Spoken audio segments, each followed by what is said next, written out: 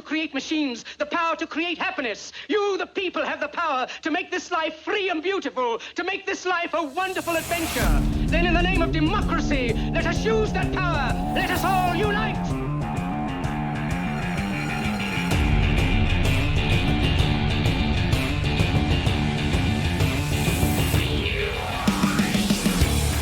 Now, there's one thing you might have noticed I don't complain about. Politicians.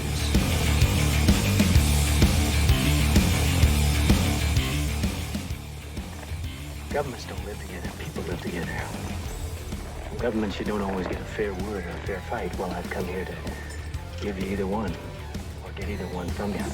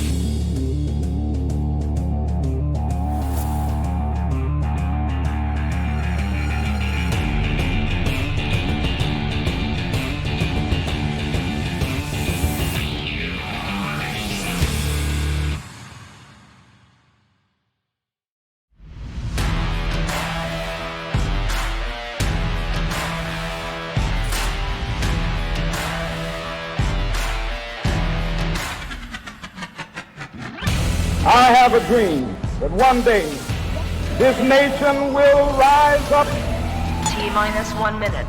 live out the true meaning of its creed. People should not be afraid of their governments. Governments should be afraid of their people. T-minus 50 seconds. I am paying for this microphone, Mr. Every dollar released from taxation T-minus 40 seconds. that is spent or invested will help create a new job. Chivalry is dead, and women killed it. T-minus 30 seconds. Don't give yourselves to these unnatural men with machine minds and machine hearts. You are not machines. T-minus 20 seconds. We shall fight on the beaches. We shall fight on the landing ground and in the streets. 10, 9, We shall fight 8, in the hills. 6, We shall never surrender! 3, 2, 1, 0. All right, welcome back to Problem Solver Politics live stream. We got a Sunday special going on here. I am your host, Carden Ellis, with none other than the illustrious, the clairvoyant, and the super hyper intelligent Cody, the Oracle. Hey, everyone. So we got a pretty celebratory day today. Everybody's been a little bit excited. We just published one of our standard regular videos on the fact that Andrew Yang officially hit number 2 on the trending Twitter results. Mark Twain said there's lies, there's damn lies, and there's statistics. So oftentimes, oh, hey, Cody. How you doing back there, bro? Just in case you guys ever question whether or not we are actually going on air live, Of course. there's an answer for you right there. We're just really good at faking it. Yeah, we're just really good at faking that it's so polished a production. Anyway, Mark Twain said there's lies, there's damn lies, and there's statistics because, you know, statistics can be manipulated in all kinds of different ways to give you positive results or possibly negative results, positive correlations or negative correlations, so on and so forth. But every once in a while, a stat breaks through that is a positive identifier of potential success. And one of those stats that we have noticed lately has been over the past 8 hours, the past 7 hours, the past 6 hours, the hashtag Google Andrew Yang has been spiking in all of the Twitter, not polls, but the Twitter data that gets released in what's trending, obviously showing that a lot of people are saying Google Andrew Yang and then tagging him in different pics. The Yang gang is obviously doing a lot on a Sunday. I did find it humorous. I mean, I don't want to be vulgar, But it was trending number 2 because hashtag Sunday morning was first, and that makes sense on a Sunday morning. But Cody, you got to pull up without me saying it on air what Google Andrew Yang was trending above. The number 3 of a Sunday morning, and I have no idea why this is a Sunday morning, but the number 3 from the past 8 hours under hashtag Google Andrew Yang is hashtag weird things to put up. I would say, you know what? I encourage everyone. I would just say, use your imagination. I guarantee you could fill in the blanks. So we're all very imaginative crowds. But look, it's not even like that's some single from a punk band or something. It doesn't show up in 9 hours. I love how that's like so like amusing to you. You're just like losing your mind that that's. But look, it's trending number on 2 Twitter. in the last 9 hours. Just all of a sudden on a Sunday morning. it. But how is it that an entire nation is hashtagging this? Probably just like a big tweet went viral and a lot of people tweeted about it in an hour. Okay. I'm more interested in Andrew Luck retirement. That was some of the craziest news I've heard in my life, man. Well, indulge. I mean, if you're not a football fan, I guess just to sum it up, there was a professional football player who made a lot of money, who was still very young. He wasn't even 30 yet, I don't think, who out of nowhere announced he was retiring yesterday. So. Okay, are you going to miss him, Cody? You're a big sports guy. Oh, yeah, he's a great player. Great player retiring like that. I mean, I'm happy for him if he's done. You know, it's like, I don't want to get off topic, but like I read a story recently that said like Ruth Bader Ginsburg had like her 4th cancer surgery, and it reminded me when we were talking about Andrew Yang's plan for the Supreme Court. I'm like, dude, I really wish the Supreme Court was set up in a way where Supreme Court justices didn't feel like they had to die on the stand to make sure that, you know what I mean? Like, I wish it was set up in a more consistent way of churning through people where you could live out the remainder of your life in peace after serving your country. It's not I have to die in the stand or else wait for the right president to get in office. So that's awful, man. I thought that some 80-year-old woman is like suffering through pancreatic cancer and dragging herself to a stand just to make a point. It's like, well, and this shouldn't be how it's done. Justice Roberts did feel compelled to retire during a Republican administration, so a Republican would have a chance to replace him because he was appointed by a Republican. Yeah, it's terrible. And when it's supposed to be the least politicized branch of government, it does inject these intangibles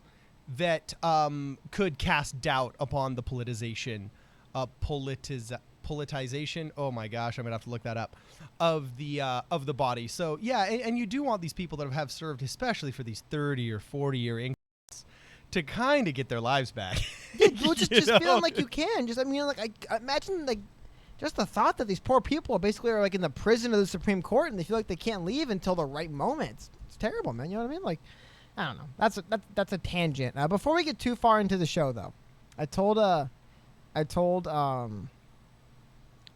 Carden. Okay, I was about to say, remember Carden's name. That's me, man. Told Carden here that I was going to have to take a minute to do this. Apologize, everyone. But shout-outs today, the 25th of the month of August, is the birthday of Mr. Vincent Kennedy McMahon, the founder, not the founder, but the owner and lead of the World Wrestling Federation and Worldwide Wrestling Entertainment. So hashtag shout-outs to Mr. Vince.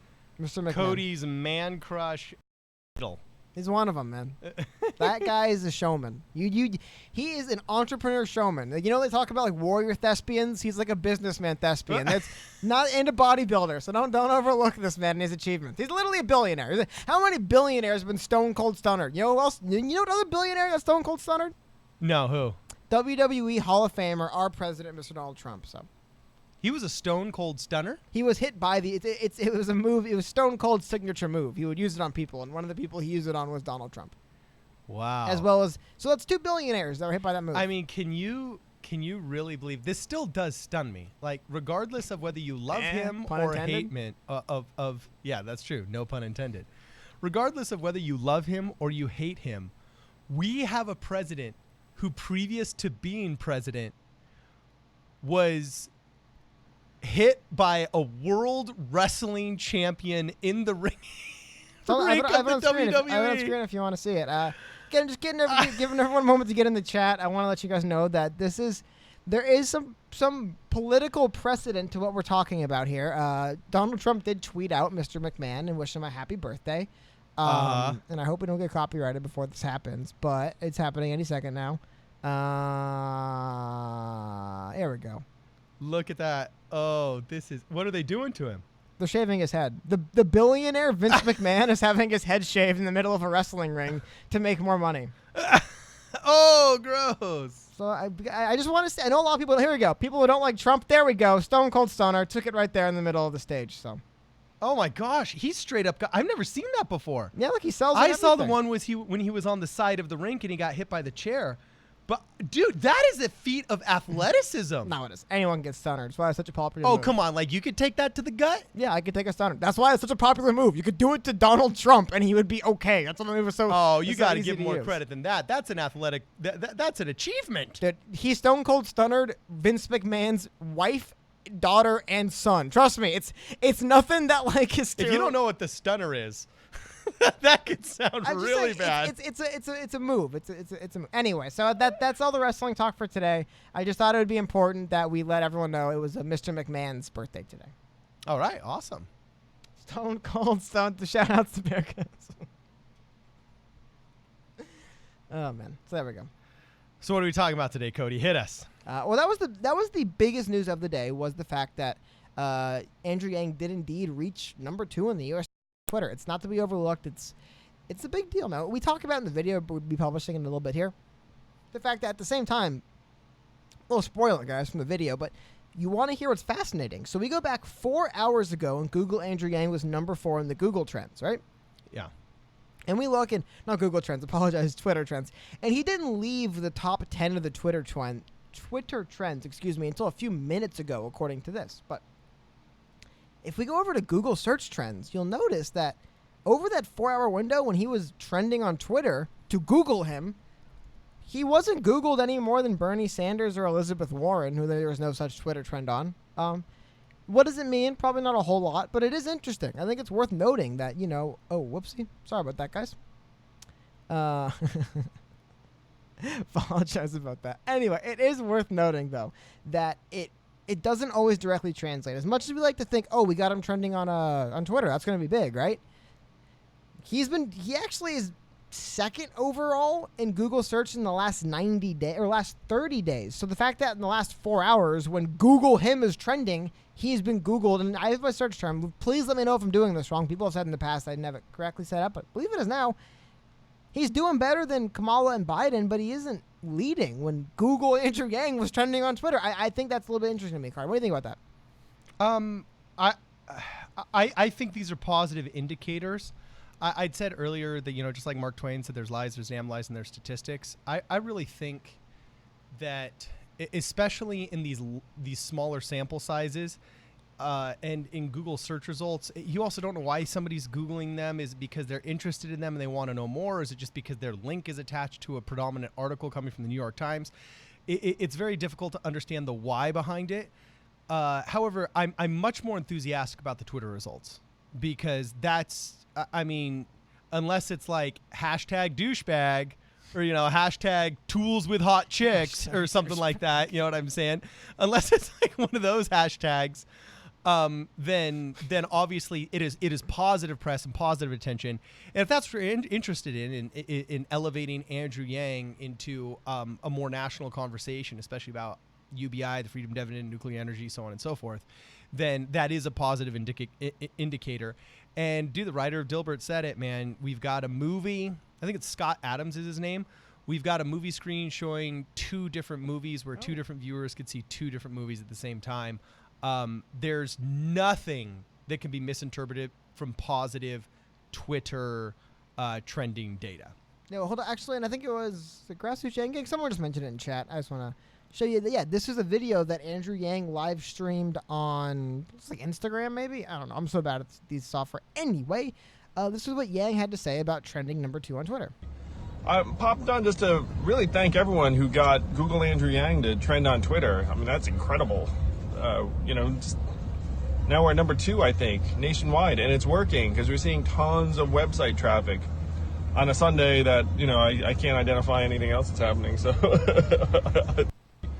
So there we go. So who was that again? Let me, Grassroots Yang Gang. Shout out. Thank you, man. But yeah, so he did tweet that out. So there was a tangible improvement to it.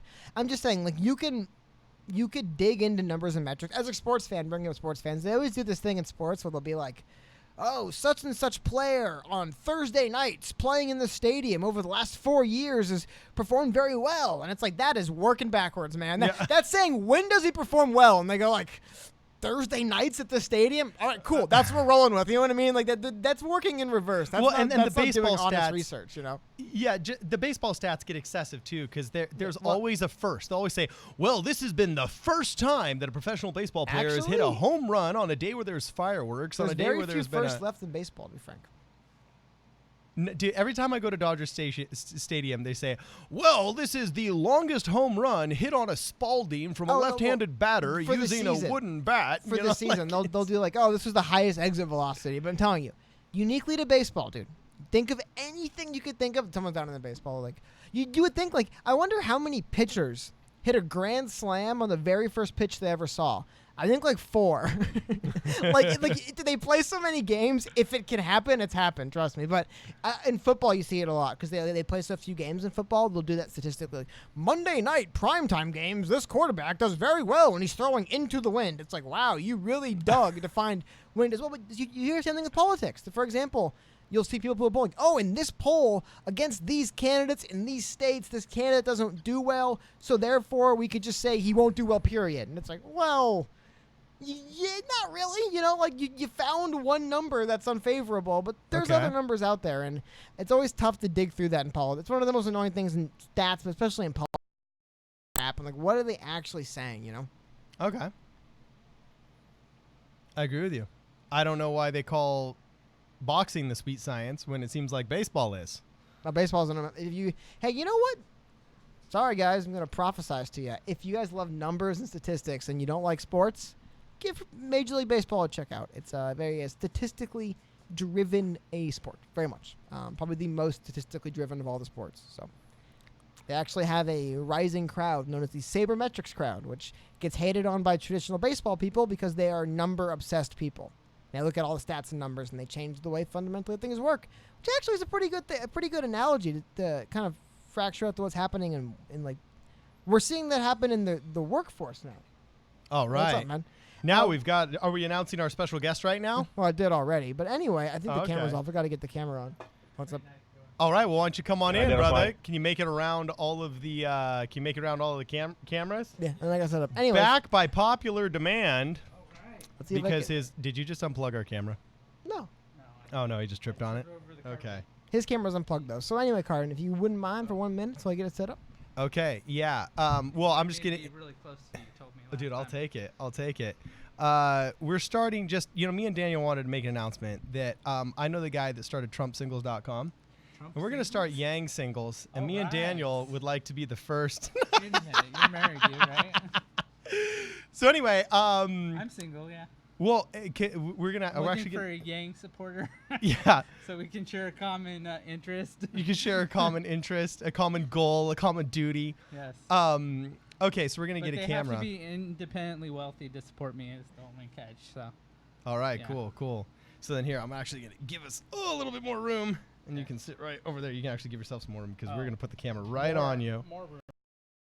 Bumping knees in our last video, but we're not going to be doing that again. So, whew, is the camera good to go on to our friend Daniel here? Drum roll, please.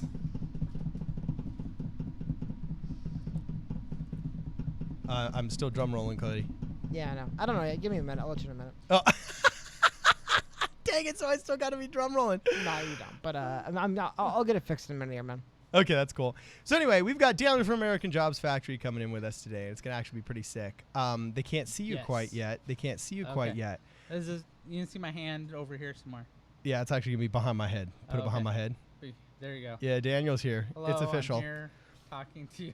Yeah, there we are. There we are. All right, welcome, brother. Welcome. Hey, thanks. So, so I got to hang out with the LA Yang Gang today. Yeah, rock on. Oh, very cool, man. What'd you do with the LA Yang Gang? They were on a corner of a farmer's market, evangelizing the crowds, and I have my key thing to say to people walking by now. What's your key thing? See, I learned it from the game. Well, I tested it out with the game, and it's basically, you're gonna vote for Andrew Yang, right? I know how excited you are about that. And so I just catch people coming by with that little slogan right there. It's actually a good. That's a good cold open. No, it is because you people put them on look it. at you like, oh yeah, I'm really excited. Thanks for thanks for noticing. And In we're like, sales, we call that the assumptive sale, bro. Exactly. So I like your assumptive salesmanship. That's what I was going with. Yeah. So then tell me, if well, first off, how'd it go? So what was the response? What do people generally not know? Where's the needle? Well, there were people who were, I guess, Warren and even Trump and at a farmer's market. Doesn't surprise me. There's Bernie Elizabeth Warren supporters, and Bernie so the Democrat supporters were, like, I like Andrew Yang, but I'm, Warren or Bernie all the way type of thing. Really? What's their? Did you ever get into a deeper conversation as to why? Well, the Bernie guys were because it was stolen from them last time. We gotta be behind them this time. Which makes you want to support the DNC even more, yes, right? Yes. Hold on 1 second. Sorry to interrupt, but I just got to shout out really quickly. We have a $5 super chat from Thomas Person. He said, I thought of Yang singles this morning. I think 1,000 singles are grand, but you know what's better than that? $2,000 starting at age 18. That is actually a clever slogan, man. I actually like that. That is clever, man. That's cute, dude. I like that. Anyway, I'm sorry, man. Daniel, as you were saying. Oh, that's hilarious. Keep going. So I think the Warren people were just saying she's great. I mean, there's this whole she's a wonderful person type of thing. So I don't know. Okay, so is my grandmother. Yeah. And then, of course, Trump was, we don't want socialism and weird stuff like that. So I don't know. So there's the what we don't want. We perceive him as fighting that. The Bernie people. Here's another shout out to Thomas Person. Thank you for the super chat. It's not you. It's not me. It's us. That's funny. Dude. Oh, that's hilarious. Hey, you should start this yangsingles.com. Oh, yeah.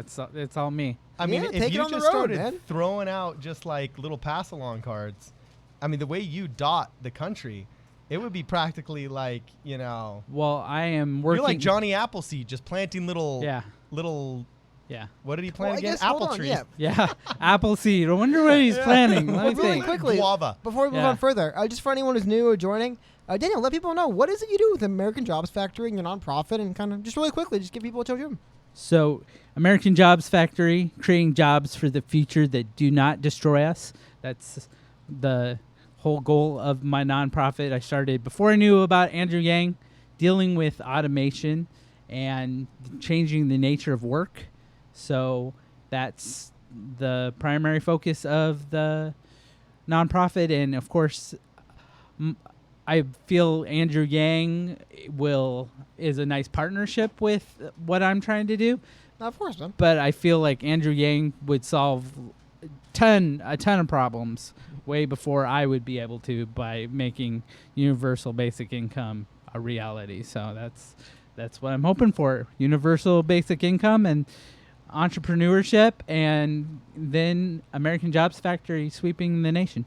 That's very cool. And then I'm going to pull up on stream, if you guys haven't, just show you the YouTube channel. Because, dude, like I said, the thing that I think is the coolest thing about what you do right now is you actually have, because you have Andrew Yang speaking here in South Carolina. I think I've seen Portland, Detroit. Yeah. Like, you're actually with the campaign. So I think we asked you in the video the other day. But once again, I want to kind of know, what has been like just following the campaign, has anything in particular stuck out to you just about the Andrew Yang campaign, about the staff? Like I remember recently I saw an Instagram live video. He said he always flies coach. I thought like it makes sense, but it just kind of stuck out as funny. Anything weird you've noticed? If not, it's fine, but I'm just kind of curious. So Andrew Yang is a millionaire because he sold his company, but he's like 1 million. That's it. So my mom, who works for an airline, just as a side note, she's like, he has to have a private plane he flies with. No, I saw him at the airport. He was flying. He was flying American, flying all American. And so, especially in South Carolina, I was getting my plane ticket or my pass to go through the gate, and I was like, hey, fancy meeting you here. So he was like right there, and he was like, oh, hey. And then how many times have you just bumped into him because you're going to the same places? So just twice, 2 airports. That's the same thing when I was in Detroit.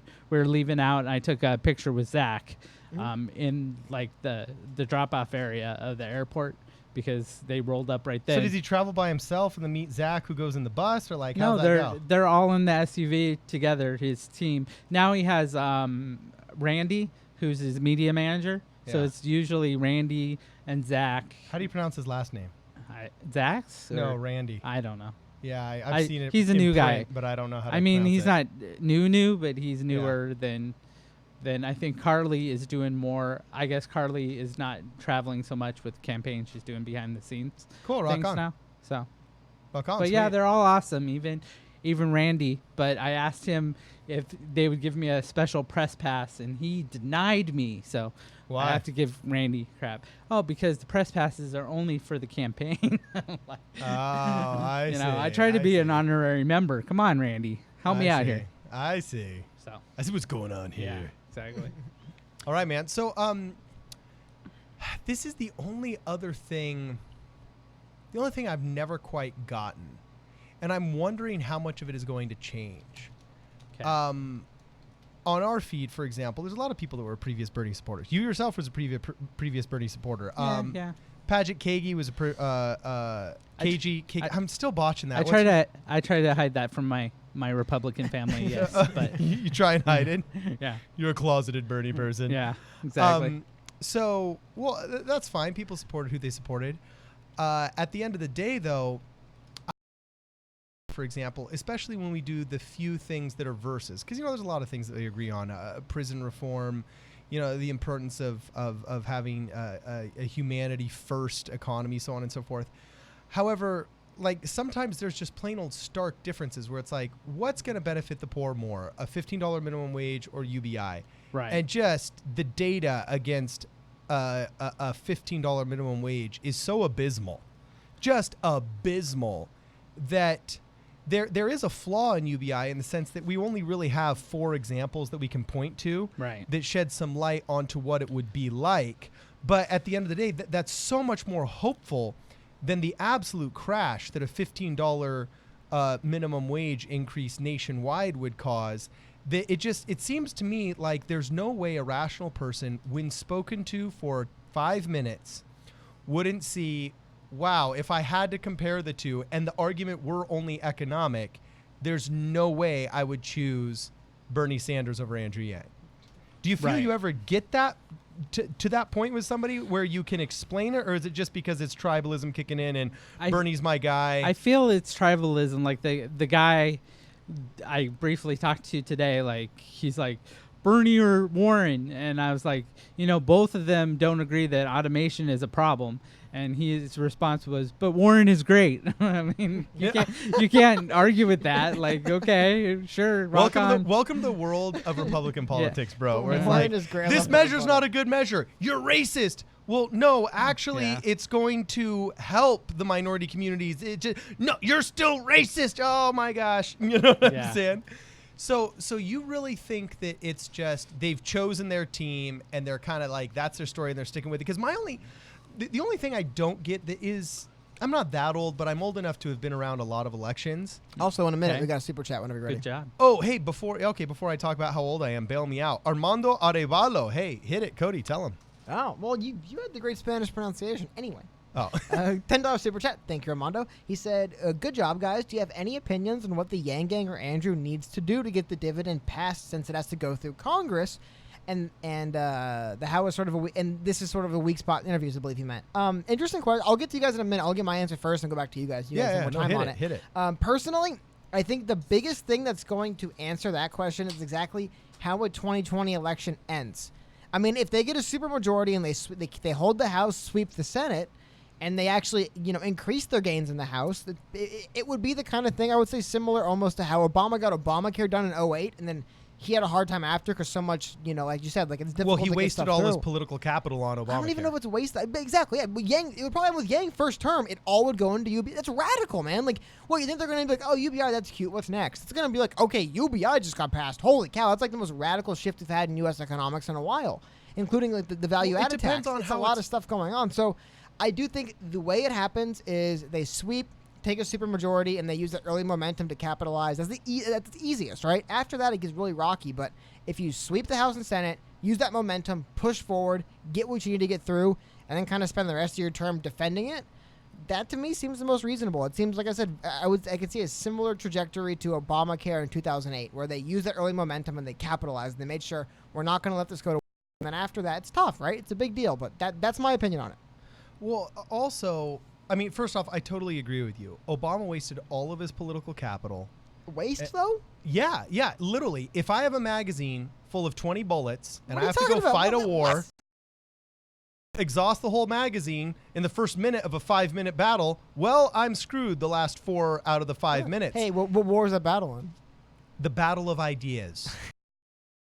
Anyway. The battle of ideas. My point being, though, I could also make the argument that, like, we still call it Obamacare. Like, if you're going to, quote-unquote, waste something, dude, a radical health reform that bears your name is, I would say, worth wasting, correct? This is a bipartisan analysis of the first 2 years of Barack Obama's presidency. What I'm saying is, that he used up all of his political capital. Yes. He called in all of his favors. He used up all of his relationships getting Obamacare through. And unfortunately, that's what set the tone for the rest of his 2-term presidency. But he bought Obamacare through, man. You're overlooking that. Like, he didn't waste it. Yeah, but see, something here's the big deal. happened. But see, part of the reason why I'm hopeful about Andrew Yang, coming from a Republican background, part of the reason why I want to get Andrew Yang further up in these debates and in these nomination processes and in the whole political conversation is because I actually view him better at political conversation.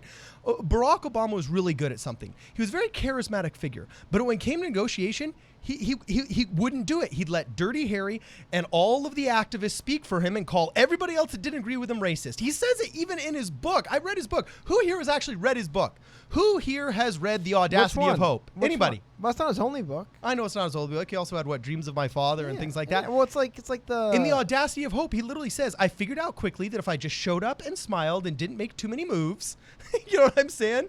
People would just like grow me and everybody else could go fight my battles for me. Well, and charisma's important, man. I get that. Okay, no, he was very charismatic, and that's something I liked about Barack Obama. But you cannot look at the Obama presidency as not having been divisive and combative, and it wasn't just because of Republicans. I'm sorry, it wasn't.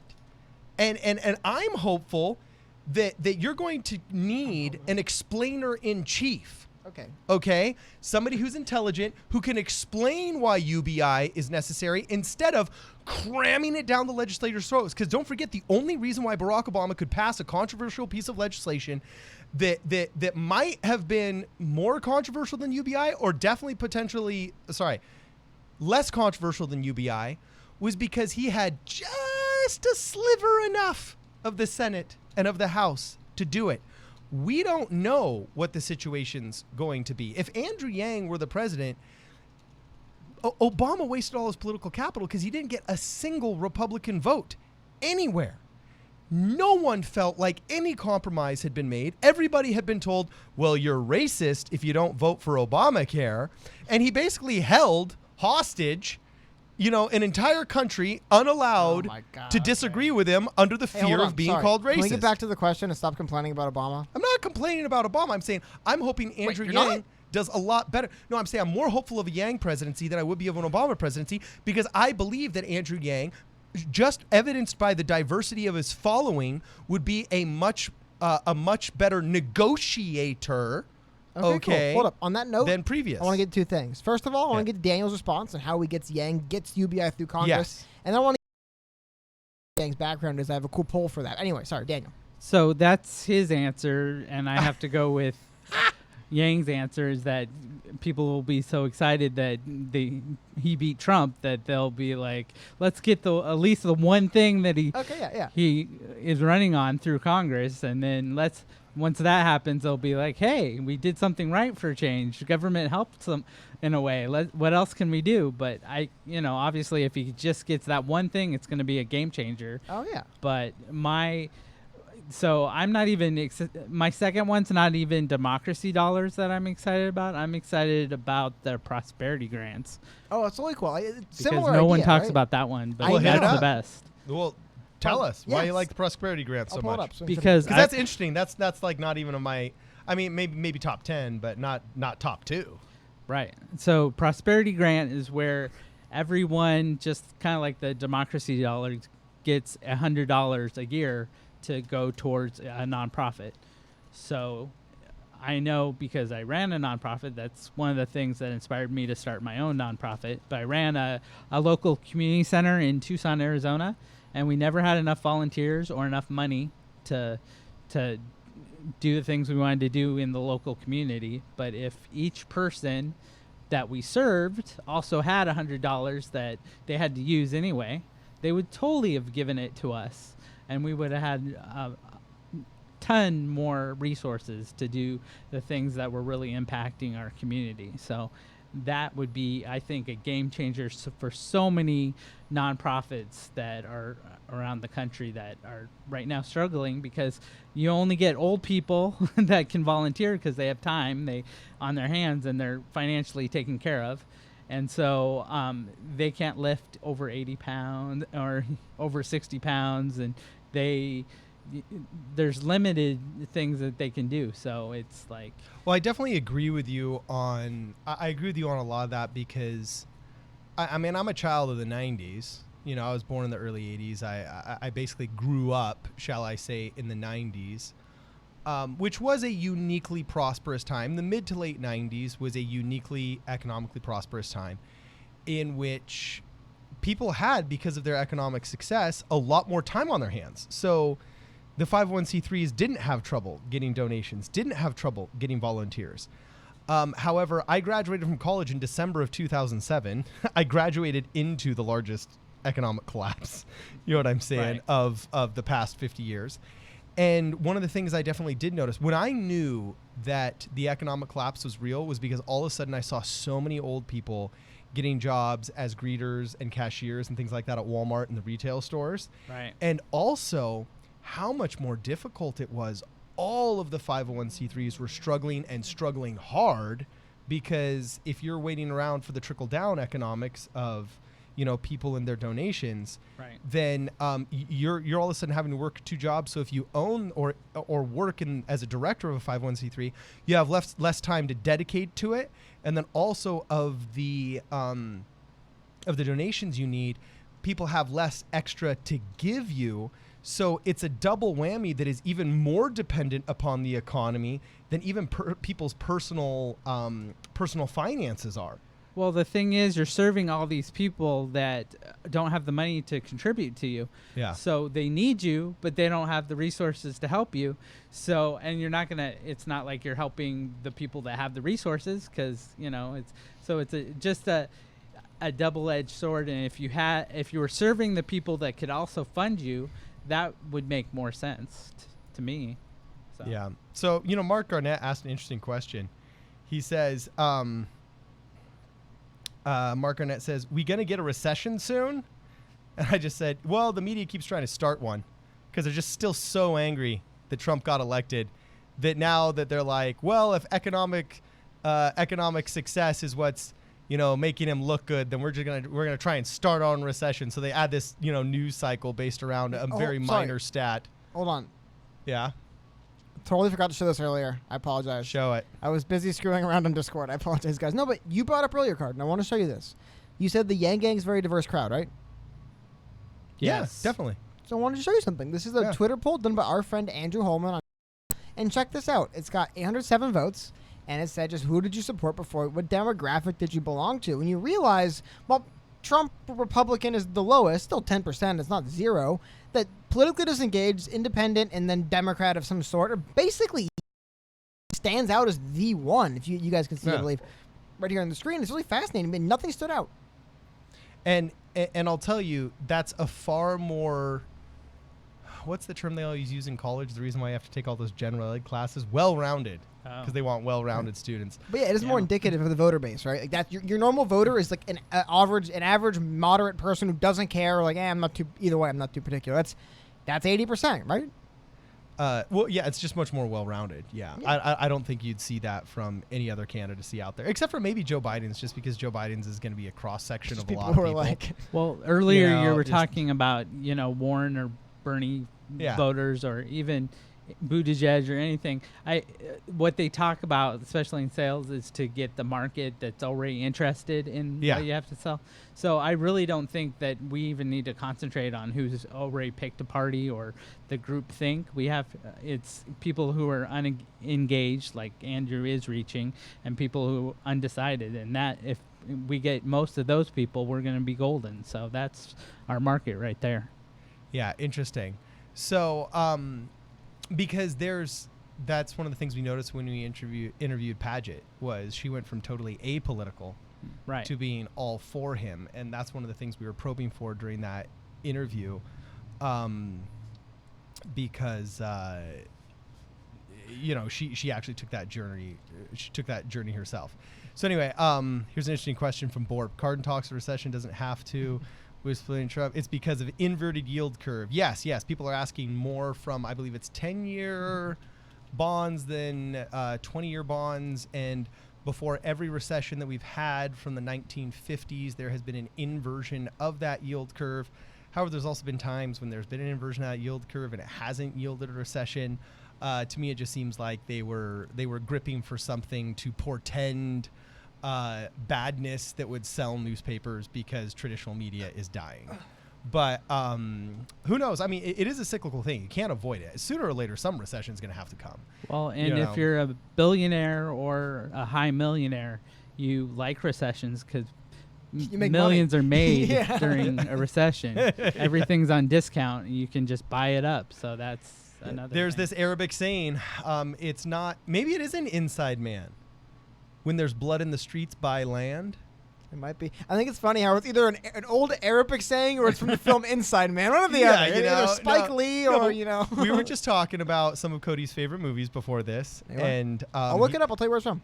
He said Inside Man. Jodie Foster. Is Jodie Foster an Inside Man? She is an Inside Man. Okay, yeah. Then there's this scene where Jodie Foster is sitting across from, I believe it's Christopher Plummer, because Christopher Plummer's in that movie as well. Actually, the quote is originally from Baron Rothschild, an 18th century British nobleman and member of the Rothschild banking family. Yikes, not into that. He's credited with saying that the time to buy is when there's blood in the streets. Right. That is the origins of the quote. There we go. Right. Okay, so it says he'd made a fortune buying in the panic that followed the Battle of Waterloo of Napoleon. All right, so there's a historical marker in that tale, in that yarn. Contrarian investing, I guess, is the technical term for it. So we just put technical nomenclature onto your what would you say that there's oh my gosh, I'm totally messing up my Battle English of right now. Waterloo, I know what you're Napoleon. Yeah. We're just saying we put. You said the billionaires and millionaires love recessions because they can make a lot of money in it, and then we just found a historical reference proving that. That's actually what I really meant to say. Yes, I've heard the blood in the streets quote before. Yes. All right, awesome. Cardin loves his quotes, man. He's got a quote for everything. There's precedent for quotes. Yeah, precedent for quotes. So what was the officer of ceremony for Yang? He'd be the quote officer for Yang's campaign. That's be your cabinet position. You'd be like, "Excuse me, Mr. Yang, I have a great quote for the speech." In the film Inside Man, Jodie Foster says. That actually should be a member of the cabinet. Well, bro. it's a I think speechwriter, that'd be I pretty guess, funny. right? Yeah, but beyond speechwriter, you know what I'm saying? So anyway, like daily life writer, I like script for your life writer. Like, excuse me, Mr. Yang, here's your script for the day. Oh, thank you. Yeah. So anyway, you're out there, and how long were you out there with the Yang Gang in LA? So, I gotta give a shout out to my new brother from the Yang Gang, Michael. You can find him on Twitter and you can find him on Instagram, and it's Yang for Us, and he will get you stickers to go to post everywhere, and you can sticker up your whole city with Andrew Yang for Us stickers to bring attention. So we're out doing that. Wait, so does Mike make them himself, or the official Yang 2020 stickers? No, he makes them himself. He uses his own printer and ships them all over the country, free of charge right now, because that's how hardcore he is. So Whoa. He's even losing money on the deal because he wants to promote the Yang everywhere he goes. And he is moving to Vegas to impact the election there. He's hardcore. And he is specifically trying to get the stickers out to the swing states too, Iowa, South Carolina, UNLV. So Rock on. He's targeting that university. All right, awesome.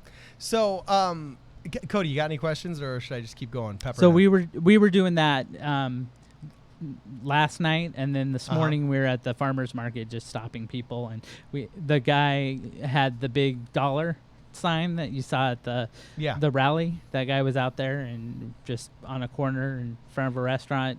Oh, he was the dollar sign guy?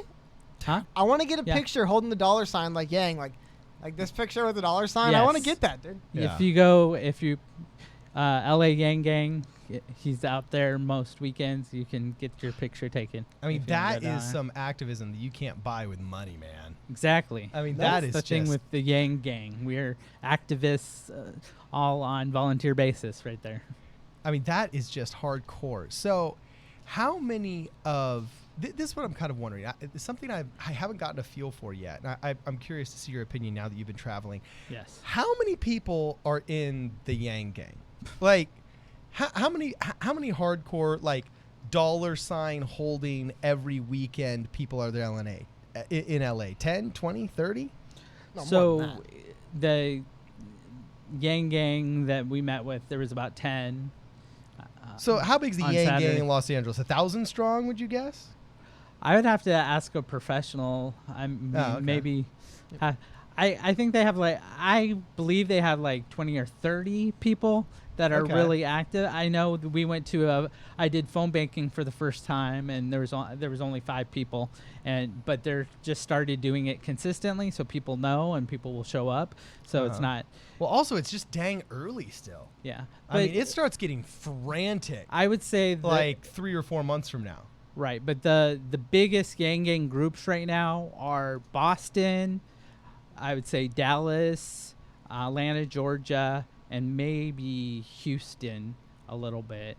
So Dallas, Boston, Atlanta, Georgia, and Houston. Now, is there anything culturally, socioeconomically, anything just from any viewpoint that unites them all, where you can tell why those cities became the most active in the Yang Gang first, or no? It's the leaders that really got it off the ground in those cities. So I've interviewed Lacey in Atlanta, Georgia. She's the Atlanta Yang Gang leader. That gives out beer if you Google Andrew. Do you remember the Atlanta Yang Gang? Of course. They had the sign that says 1 free beer if you Google Andrew Yang right here on your laptop or your iPhone. That was pretty epic. Okay. So I mean, it's the team, so I don't want to signal out one person really, but they're awesome, and so Lacey really stepped up, and she does a lot to organize that and get those events out there, and she's just a real leader. So I didn't spend enough time in Boston to know everybody's name, but they're one of the people that really started Boston. I know that they really grow because of the leadership there too. And then because I spend maybe more time in Dallas of any other city, Hexel is in Dallas, and he really he feeds the homeless and goes out on the street and does lots of video too, and so he's really holding it down in Dallas really well. So I think that dynamic leadership is really has a lot to do with it for sure. That's awesome. Hey, sorry guys, before we move on, that's actually a great lead-in, something I wanted to bring up. So, in a little over a week here on Labor Day, me and Carden are actually going to be at a local LA Yang event in Los Angeles. It's going to be at Santa Monica at Tongva Park, and it's going to be on Monday, September 2nd, which is Labor Day, from about 10 a.m. to 2 p.m. Basically, it's just going to be a potluck at the park there. We're going to come out, we're going to bring our Yang stuff. Me and Carden are going to shoot a video. We're just going to walk up to people and basically put a camera in their face and say, hey, what would you do $1,000 a month? How does that sound to you, right? Pitch some Yang policies and kind of spread the word a little bit. So anyone would like to come out and join us, I'm going to post the link to the Eventbrite page in the thing. So anyone in the LA area who's part of the Yang Gang that wants to hang out with us on Labor Day, have a potluck and just talk about Yang with strangers, come on, feel free to come on out. I will have the link in the description. So there we go. Yeah, and make sure that, you identify yourself by your YouTube comment name. Because we may not know who Jessica Chambers Wilson is. Well, that's an easier one than rhythm and acoustics. Shout out rhythm and acoustics. Yeah, shout out I wouldn't rhythm know and you if I saw you. acoustics. You know. You might not know who Yang world leader is. Exactly. Yeah.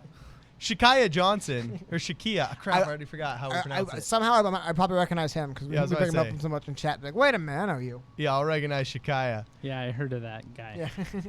Yeah. So anyway, now the last question is, do you? Oh, the last question. Well, huh? no, about the Yang gang. Oh, okay. About the Yang gang. Hey, get out of here.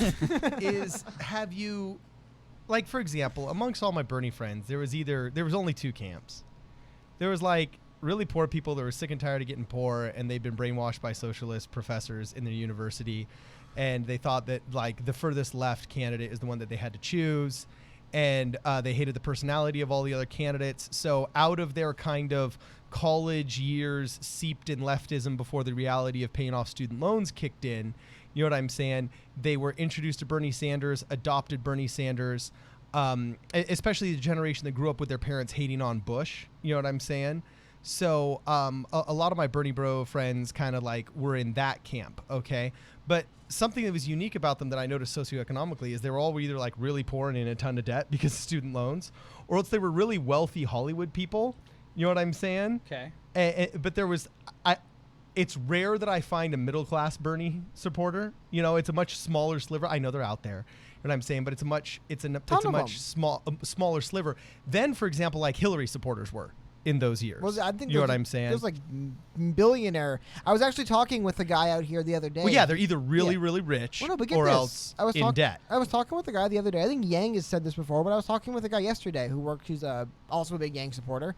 And he said, like, you do realize in 2016, there was multiple times somebody sat down and wrote a $10 million check for Hillary Clinton, which is bigger than Andrew Yang has raised to date. You know what I mean? So, like, the amount of support that you, like, it's crazy the amount of grassroots support you can have and the amount of people you can have donating to you, and then one person could just sit down and go, 20 mil, whatever, and boom. That's, like, one of the highest funded campaigns. You know what I mean? That's always the tough part is it's so hard to get around pandering to that group. You know what I mean? Because, dude, yeah, you might have to compromise some morals, but a $10 million check, like, oh my God, dude, it's like that movie. If you press this button, a stranger will die, but you get $1 million. Like, whatever, I'll press it. Like, it's a lot of money, man. Well, yeah. So in all of your meetings with the Yang gang, did you notice that? Because did you notice, like, for example, is it a lot of just like younger students who are loving this secure the bag idea because they think the economy's gonna be crap? Or is it a lot of just philosophical people? Because, like, on the conservative side, when I talk to a lot of conservative people, it's interesting. They're very attracted to do UBI out of a philosophical bent. It's not like they feel like I need that $1,000 a month. They just think, oh, that actually would be a better system. You know what I'm saying? So they're philosophically attracted to it. Do you notice any consistencies amongst the Yang gang and all these different places socioeconomically? So I don't see any of the big donors yet coming out of the woodwork, and we need them. So if you're out there and you have $1 million to give, you can't give it to the campaign because it's 5,000 cap. But there is a super PAC now that you can funnel that money to. So there is some help for you. But what I'm finding is grassroots skills, and the only common theme I would say that's out there is there are a lot of people in the tech world that have that perspective and realize automation is a big problem. So there is a common theme with tech for sure. Yeah, and this is the only other thing I don't get is I can understand why a very wealthy person does not want to give away who they vote for politically, because there's always blowback. Much worse, like you might get Julian Castro. You know what I'm saying? Where Julian Castro's brother, like, basically published a list of everybody that donated to Donald Trump in his area, saying like, oh, these people are bad, boycott their businesses. So I can see why somebody who's wealthy enough to donate in politics, but maybe not wealthy enough to weather the storm of a boycott, might be extremely private about who they donate to. But if there ever were a safe candidate just to donate to, whether you're rich or you're poor or you're wealthy, it's kind of Andrew Yang. So, you know, so I don't see why more tech people, more Hollywood actors don't come out and just be like, yeah, secure the bag. Well, I feel tech people definitely are, but I still hear more tech people putting it on their credit card, not so much that they're, they have money to spare, but they're like, yeah, I'll pay it off within a year. It's fine. I can do this. So they're still like, they're not independently wealthy, but they're maxing out their credit cards because they're so, enamored by Andrew Yang, or they believe in Andrew Yang. But what big tech people have come out for Andrew Yang? Okay, who's Andrew Yang's biggest supporter, shall we say? We know Nicolas Cage. Elon Musk. Yeah, well, yeah, he said I support him, and he gave the... Well, hold on. While we're on the topic, another Yang ganger came out. Okay. Sorry, give me 1 second to pull it up. You got, I ruined the surprise. Now you know. Okay. Anyway. I don't know. Surprise me. All right, you ready, Daniel? Check it out. Newest Yang Gang supporter. Hit it. Mr. Tommy Chong, famous from Cheech and Chong. He said, yes, I support Andrew Yang because he has a futurist view of where we're going.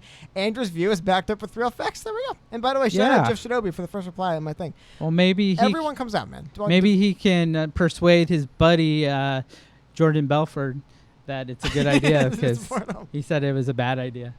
That's interesting, but I just think that speaking You're talking over my head with these athletic names, man. Jordan Belfort's an athlete. I believe he is the Wolf of Wall Street. Wolf of Wall Street, yeah. Oh, okay. Yes, I'm sorry. I was just assuming it was another soccer player. Vitor Belfort, the UFC fighter. Yeah, but Tommy Chung and Jordan were in prison together, so that's why they're buds now. Oh, that's fascinating. I didn't know that. That's really interesting. How does that happen, dude? You think? Those two guys end up in a cell. That's a friendship forged in blood and steel right there. We were in prison together, man. Except for fighting in Vietnam together or fighting overseas together in the army. How much more bro can you be than like we were in prison together? That and like Mormon missionaries that served overseas together. Those are the three biggest bromances you can have. God, it's like literally like that meme of like the two wolves and one has all the arrows in it and one has one, and it's like people who fight overseas have like the one arrow, and Mormon missionaries are like blocking all the arrows from. I'm sorry if you guys don't get the reference. Anyway, that's why I thought it was funny to bring up. We were talking about like who does support Yang, the people. Every day though, I can go on Twitter and pull up some other celebrity who's coming out now and saying, I support Andrew Yang. We were talking Daniel Negreanu the other night, poker player. So any famous person that wants to do an interview with me, feel free. I'm sure you extend that invitation as well. It does make me wonder here because, like, for example, Yvonne Chambers says... Reach out to Tommy, see what happens. Just say, hey, man, I want to interview you about Yang. Do you mind? I've Twittered people, but no responses as of yet. Stay tuned. All right, let us know. But look at, like, Yvonne Chambers says this. After DiCaprio supported the Amazon fires, it would be awesome if he supported Yang.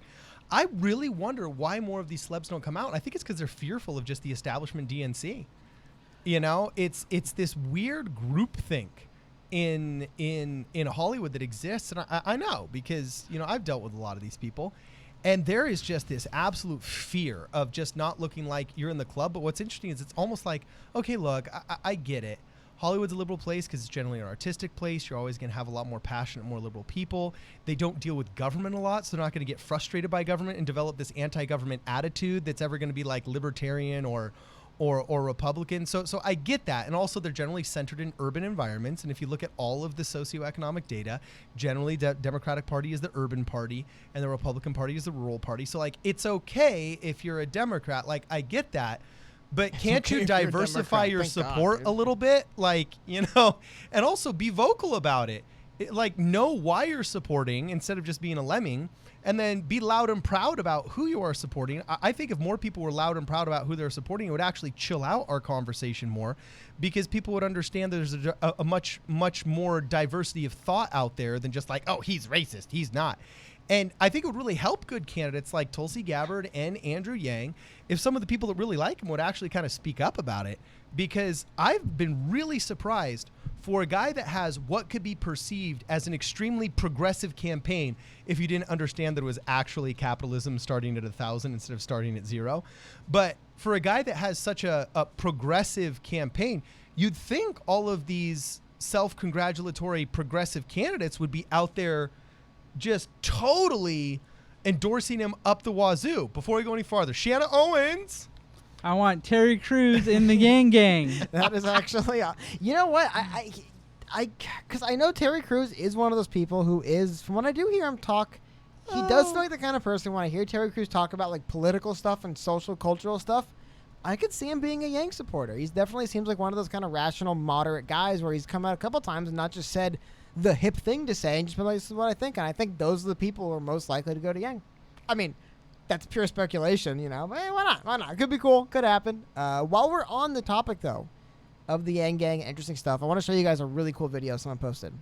This was posted by Bruno Callis on Twitter. Check this out, guys. I'm going to put it on the screen. But I want you to check, I'll get the audio on. Okay. I popped on just to really thank everyone. Oh my God. Trend on Twitter. That's incredible. Oh, sorry, guys. Let me get rid of one thing. It's funny. They're always like, let me bring this up, but wait a moment. I'm working on it. Give me a minute. Look how crazy this is. I mean, this is a remix of a Wu-Tang Clan song with pro-Yang lyrics. This is crazy. This is really impressive stuff. In the name of Andrew Yang. I just wanted to shout this out. I thought this was really cool. It's impressive, man. Sorry, make sure you guys can see it.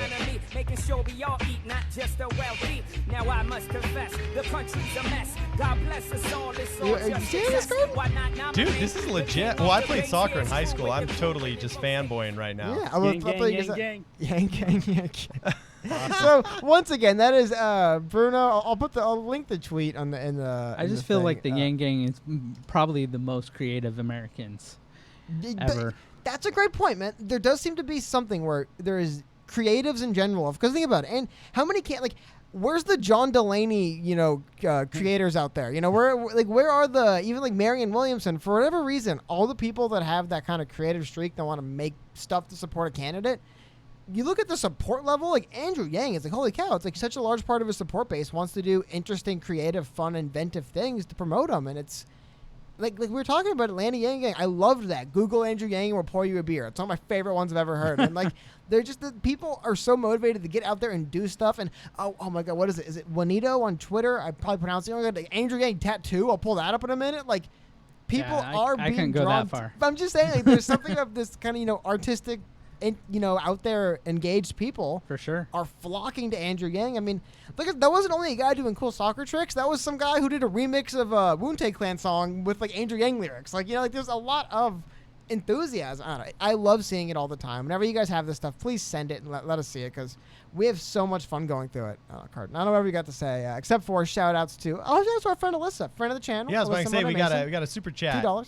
Yeah, I have an interview with her too on my channel. Yeah, I've seen. She's awesome. Yeah, very cool. Yeah, she's up in Connecticut, right, or Delaware, or somewhere in the Pacific. I don't have her exact location, but she's in the east. Yes. No, her home address is Yang Gang. Hold up, there's a follow up. I love this $5 super chat from Melissa. Again, shout out, thank you. I want Yang on Snoop Dogg and K-pop fans to support Yang. I'll fight for it. If Yang won the K-pop crowd, there's no stopping that train. If BTS supported Andrew Yang, there's no stopping that train. My friend's girlfriend's a big BTS fan. That fan base is rabid and insane.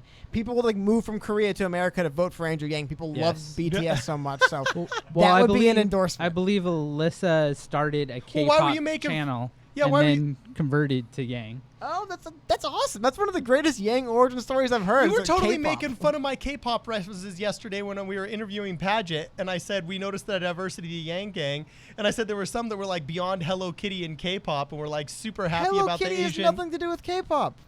No, I know it. No, I'm just saying like before K-pop, that was like the enthusiastic Asian trend when I was in junior high amongst all my Asian buddies. Hey, shout outs to Heidi Briones. $2 super chat. Just want to say that I love you guys. Oh, cool. Even bigger shout outs. Thank you very Heidi. much. Yes, I know you're talking about me too, so I appreciate that. But first off, Heidi, how dare you assume our gender? Second off, no, I'm just kidding. And Alyssa is in Delaware, she says. Awesome. All right, rock on. Hey, shout outs to, that's like, I'm always fascinated in the far northeast. We have like Delaware, New Hampshire, Rhode Island, small states. Very cool. So shout outs to small states in the northeast in general. Shout outs to you guys. Another thing, I think it was her group that showed me pictures of them having Yang Gang signs in the yard of Buttigieg. Oh, so no. that was interesting. Dude, look at this. Jay that. Dosa says if BTS supported Yang, he could.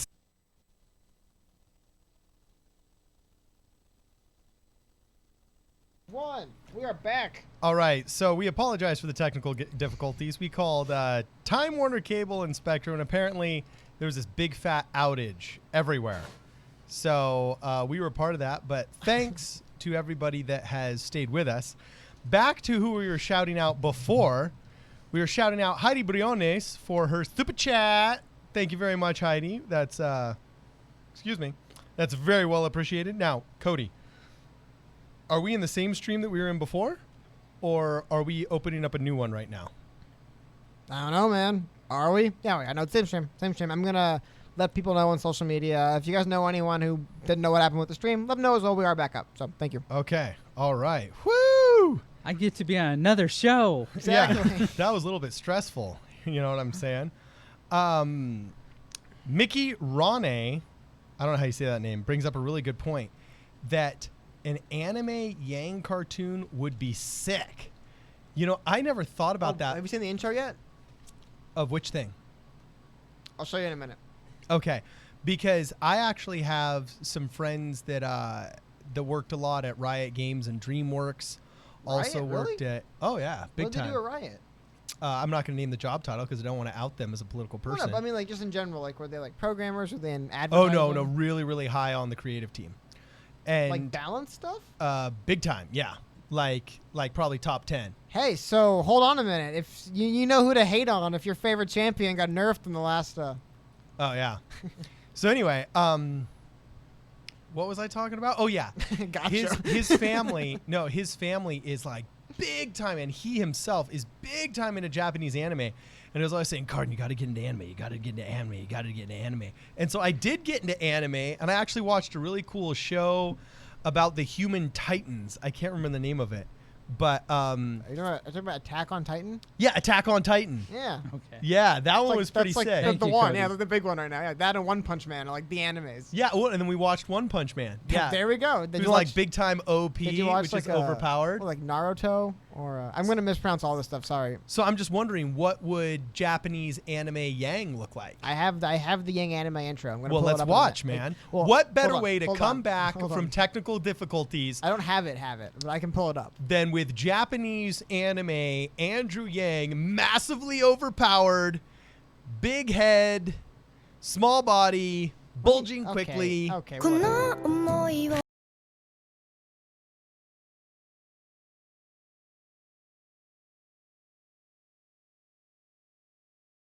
It'd be cool if you like hulked out and destroyed robots.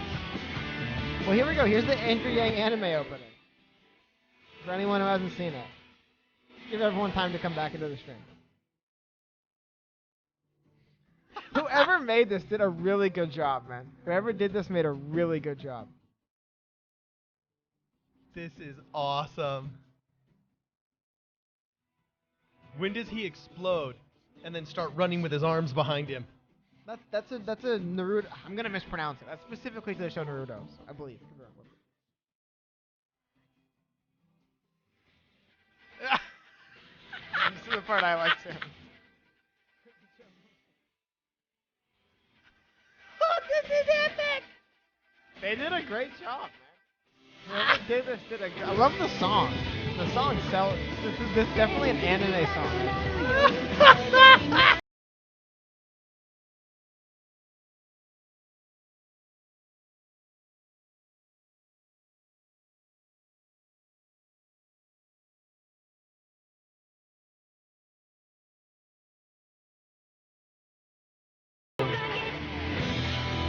That was straight up epic. You know what? Actually, I commit to doing this. I totally commit to doing this. I am gonna get. Sorry, second. Man. Sorry, 1 second. No. I had a big reveal right there, dog. I know you do, but I want to show people this. Right here on screen, I'm going to move it up. It's the guy who made it. I want to shout out to the guy who made it. Video made by Andrew Nguyen? Nguyen. You say Nguyen. It's Thank a you, yeah. Vietnamese name. I can't pronounce anything right. It's like the Singh of India and the Smith of America. Well, actually, now you have to say the Regardless. Rodriguez of America. That's the most common last name, I believe. Regardless, shout out, man. That's a very cool video. Anyway, sorry, back to you. Rock on. I got some Nguyen relatives, bro. Yes, Yeah, my cousin married a Nguyen. So I got straight up Nguyen relatives and NGU. You know what I'm saying? I got those. So, anyway, okay, so as we said before, if you guys just got back into the chat, just got back into the forum, we apologize. Spectrum Internet had a big outage in our city that lasted about 5 minutes. It's all their fault. So, Blame them. any proof that the fascist corporate thugs Oh, geez. mixed with the legislative monopoly disallowing any kind of competition results in spotty coverage. There's your proof right there. Yeah, that's totally the explanation. Yeah. I'm so with you on that. So at least that's the story, and we're running with it for now, right? So anyway, Cody, before we got into the awesome Japanese anime intro, we were talking about Daniel, but we said we had some interesting questions for him. What were they? I couldn't remember. So Daniel, We were talking about common theme. I remember that. Oh yeah, the common themes in Is the Yang Gangs that you the meet. Tech skills, lots of tech skills creativity, and yeah, marketing and like entrepreneurship. I think it's people who, in the tech ecosystem know that it's a problem and want to use their skills for the betterment of society type of thing. But otherwise, it's Are there any so common themes? weird. Like, what are the common themes of all the Yang Gangers that you notice? Besides the tech thing, they're all the common theme is really. Are there a lot of older ones or no? There's not a lot of older ones, but they are older people who are very, passionate just like everybody else, but the thing is it's such a mixture. And the other common theme is like nobody knows what they're doing because they are first time politically active. They never cared about pageant, never cared about politics before, and now they're like, hey, how do we do this? How do we get them to win? I'll use all my skills to help them win. I have no idea what I'm doing. What am I doing? Help me out. That's kind of another theme. you know what's funny? I've just even doing the show here, we had people reach out to us and say like, hey man, like I've never done anything before, but like I study computer graphics, or I do graphic. I think actually our Twitter logo. Someone just DM'd me and said, hey man, I do graphic work. I'm like, we don't really have a circle logo for Twitter. He's like, I'll send you some, and that's our Twitter logo. So let me pull the name up so I can shout the guy up. Actually, I can use that help too. So what's this Indian remember me hitman saying? Look up "Trickle Up" by Chef Zoot. Is that another cool? I think I have that in my DMs. Give me 1 second. I'll pull it up. Okay. Anyway, there was also somebody had a super chat question that I thought was good. So if you can find that. Oh gosh, did I miss a super chat question? Card. What? But see, since we plugged into the new chat, since we went oh my God, he's right. Remy D 1575. Whoa! Cow, yeah, see, that's not much, showing man. up on my chat because we got were blacked out. No, sorry, I apologize, man. Yeah, but what do you think Andrew Yang's biggest area of weakness is policy-wise? Really quickly, I'll just go over my thoughts really quick. I'll get back to you guys. You guys have more time on this. Personally, and I've said this before, but I do believe this, man. I think personally, the issue we're seeing with policy-wise with the Yang is he has so many policies that while it's a strength of his, at the same time, it could lead to some voters who, like I brought up before, there's some people that are like basically single-issue Second Amendment voters. And Andrew Yang has so much stuff he's policy-wise on gun control and stuff, they can get bogged down in arguing about that one. It's like, dude, that's like obviously not the number one thing he's passing. Can we talk about like what we like? Can we talk about the UBI? Can we talk about democracy dollars? Can we talk about the kind of like more real policy stuff? And then, because gun control either way is going to have to be a lot more stuff to buy. Like, you know what I mean? Like, it's a weird thing to get bogged down in when he has other stuff that affects everybody that he's trying to put out. And I think having so many policies, it just opens up spaces for some voters to be like, I really support Andrew Yang, but I'm a single issue voter on X and he has too much stuff I don't like on it. So while it can help you, at the same time, it could lead just arguments sprouting up where, like, because it even come out sometimes and be like, look, honestly, if you change my mind on this, I'm fine to move. I'm not, like, going to die on this hill, but because he has so much policy, it's easy for some people to lose that. That's only my only thought. I don't know about you guys, but that's my thought. Oh, I wholeheartedly agree with you. That's one of the things that I felt most comfortable about Andrew Yang with. Before I give my answer, we got to give a shout-out to Stefan Lin. Shout out to He says, a Daniel collab with PSP. I ditched Pageant video for this. Shout out to Pageant as well. Shout out to Pageant as well. Yeah, we love Pageant, though. We're actually doing a lot of collaborations in the upcoming week. We're going to be doing an interview with Scott Santins on Wednesday. Hopefully that'll get edited and posted on Thursday. Usually we try and get it up the same day, but we're going to try and, put a little bit more finesse on that. We recently just did the interview with Paget. We also did an interview with Daniel before inviting him on the live stream. And we are going to see everybody that wants to come out on Monday, Labor Day Monday. Okay, not tomorrow, but Labor Day Monday to Santa Monica to check out the Yang event. There's going to be an Eventbrite link put inside the Discord and in the chat. So anybody that wants to come out and see us, and meet us in person. We'd love to meet and see you guys and know exactly who our fans are, put faces with the names and the monikers. Come say hi. Yeah, so come say hi. Make sure you see us on Monday. What were you saying, Cody? Really quickly, I thought this was a hilarious thing. We like talk about this stuff. We were talking earlier about how Tommy Chong came out in support of Andrew Yang, right? Uh-huh. And Andrew Yang also, actually, you know what? I'm gonna do this right. I'm gonna preface this the right way. Andrew Yang recently, I'm sure a lot of you guys heard about this, released a new marijuana line of products, including one of the theme things in his was a $50 limited edition marijuana themed math hat. Now, say whatever you want about anything of this. This one thing is really interesting. So here we go. I'm going to show it up on screen.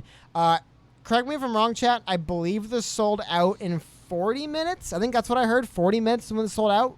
I mean, within an hour. People, they bought these up. Now I want to show you something very interesting. Just keep that in mind. That Andrew Yang went up in smoke. Yeah. Well, hey, that's actually a very... Hold on. That is a brilliant lead-in, because what I wanted to show you was this tweet by Tommy Chong, famous from Cheech and Chong Up in Smoke, where he said, I tried to not only endorse Bernie, but we tried to introduce him at a rally in San Diego. However, I was disinvited by Bernie's manager, who said I would not be good for Bernie. Yikes, dude. What? Oh. Disinvited? You know what, Tommy Chong? We don't want you to show up. I'm sure Bernie Sanders supporters would be offended at the presence of Tommy Chong. And like I said, I just want to contrast that with Andrew Yang releasing literally his signature math hat with a marijuana leaf on it, selling them in a limited quantity. And then we look at the Bernie campaign saying, you know what, Tommy Chong, you're a bad look. Get away. We don't want you. Shoot. Get out of here. What do you guys think? That's weird to me. Dude, that is crazy. So Tommy Chong tried to endorse Bernie, and then Bernie's manager gave him the shaft? Like, it seems like even worse. It was like he was about to show up and like, you know what? And never mind. It's like politics. Well, yeah, exactly. Yeah, but no, that's a turn that politics. Bernie, turning his back on that crowd. What are you doing, Bernie? No, but that's a turn that politics has taken in the past 15 years that is pathetic. This cancel culture is gross. I mean, Buttigieg was going to show up on Dave Rubin's podcast, who has over 1 million followers and is a gay man himself. And then everybody tweets at him and says, oh, it wouldn't be a good look for you. Like what?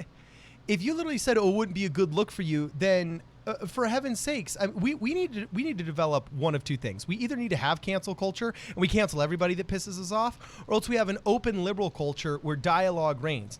And we can't just say, oh, it's good that Obama talks with the dictators down in Cuba to try and move the needle towards diplomacy. But no, when Donald Trump does it, with North Korea, then it's bad. No, we can't be hypocritical. So we either support the speaking with dictators and say, good job, Tulsi, for talking with Bashar al-Assad. And, oh, you were actually futuristic when we found out he wasn't the bad guy.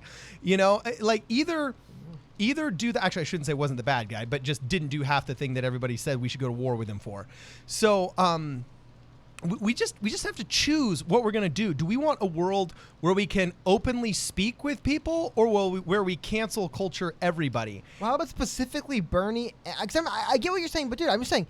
That's not coming from the right. That's always coming from the left. Cancel culture is a leftist thing. Yes, it's very decisive left. Yeah, but I've heard about cancel culture a ton. I want to hear your opinions on the Bernie campaign in particular, telling Tommy Chong in particular to go home. What do you think? What were they thinking? In particular, because that's what I'm curious about. Because it's one of the things. Like, are they trying to say, oh, we need middle-aged moms to vote for Bernie, and they're going to vote for someone who Tommy Chong supports? Which, to be frank, I know middle-aged moms in the suburbs where I live, and I don't know very many who. I guess we live in Los Angeles. To be frank, it's a different culture. But you know what I mean? Like, it is weird to me the fact that they would tell. Because, dude, maybe in the 70s, but in 2019, how tame is Tommy Chong compared to other controversial characters? Like, he's pretty. There's people. There's like modern musicians or like top-ranking artists with like face tattoos who talk about like doing drugs and like killing people, and it's like they will support a candidate, and it's like, well, Tommy Chong, yeeks, I don't know. You know what I mean? Cardi B bragged about drugging and raping people, and she supported Bernie Sanders, and they loved it. So it is funny to me that Tommy Chong somehow, because I have no problem with any of these people, but the idea that Tommy Chong's a bridge too far for Bernie, that just cracked me up. I don't know. I'm with you, Cody. I'm totally with you. It's weird, right? It's like, what? Why? Well, Yang Gang is all-inclusive. That's what I like about it. 1 second. Carden. Yes. Could you end Daniel's headphones? I didn't realize he didn't have headphones.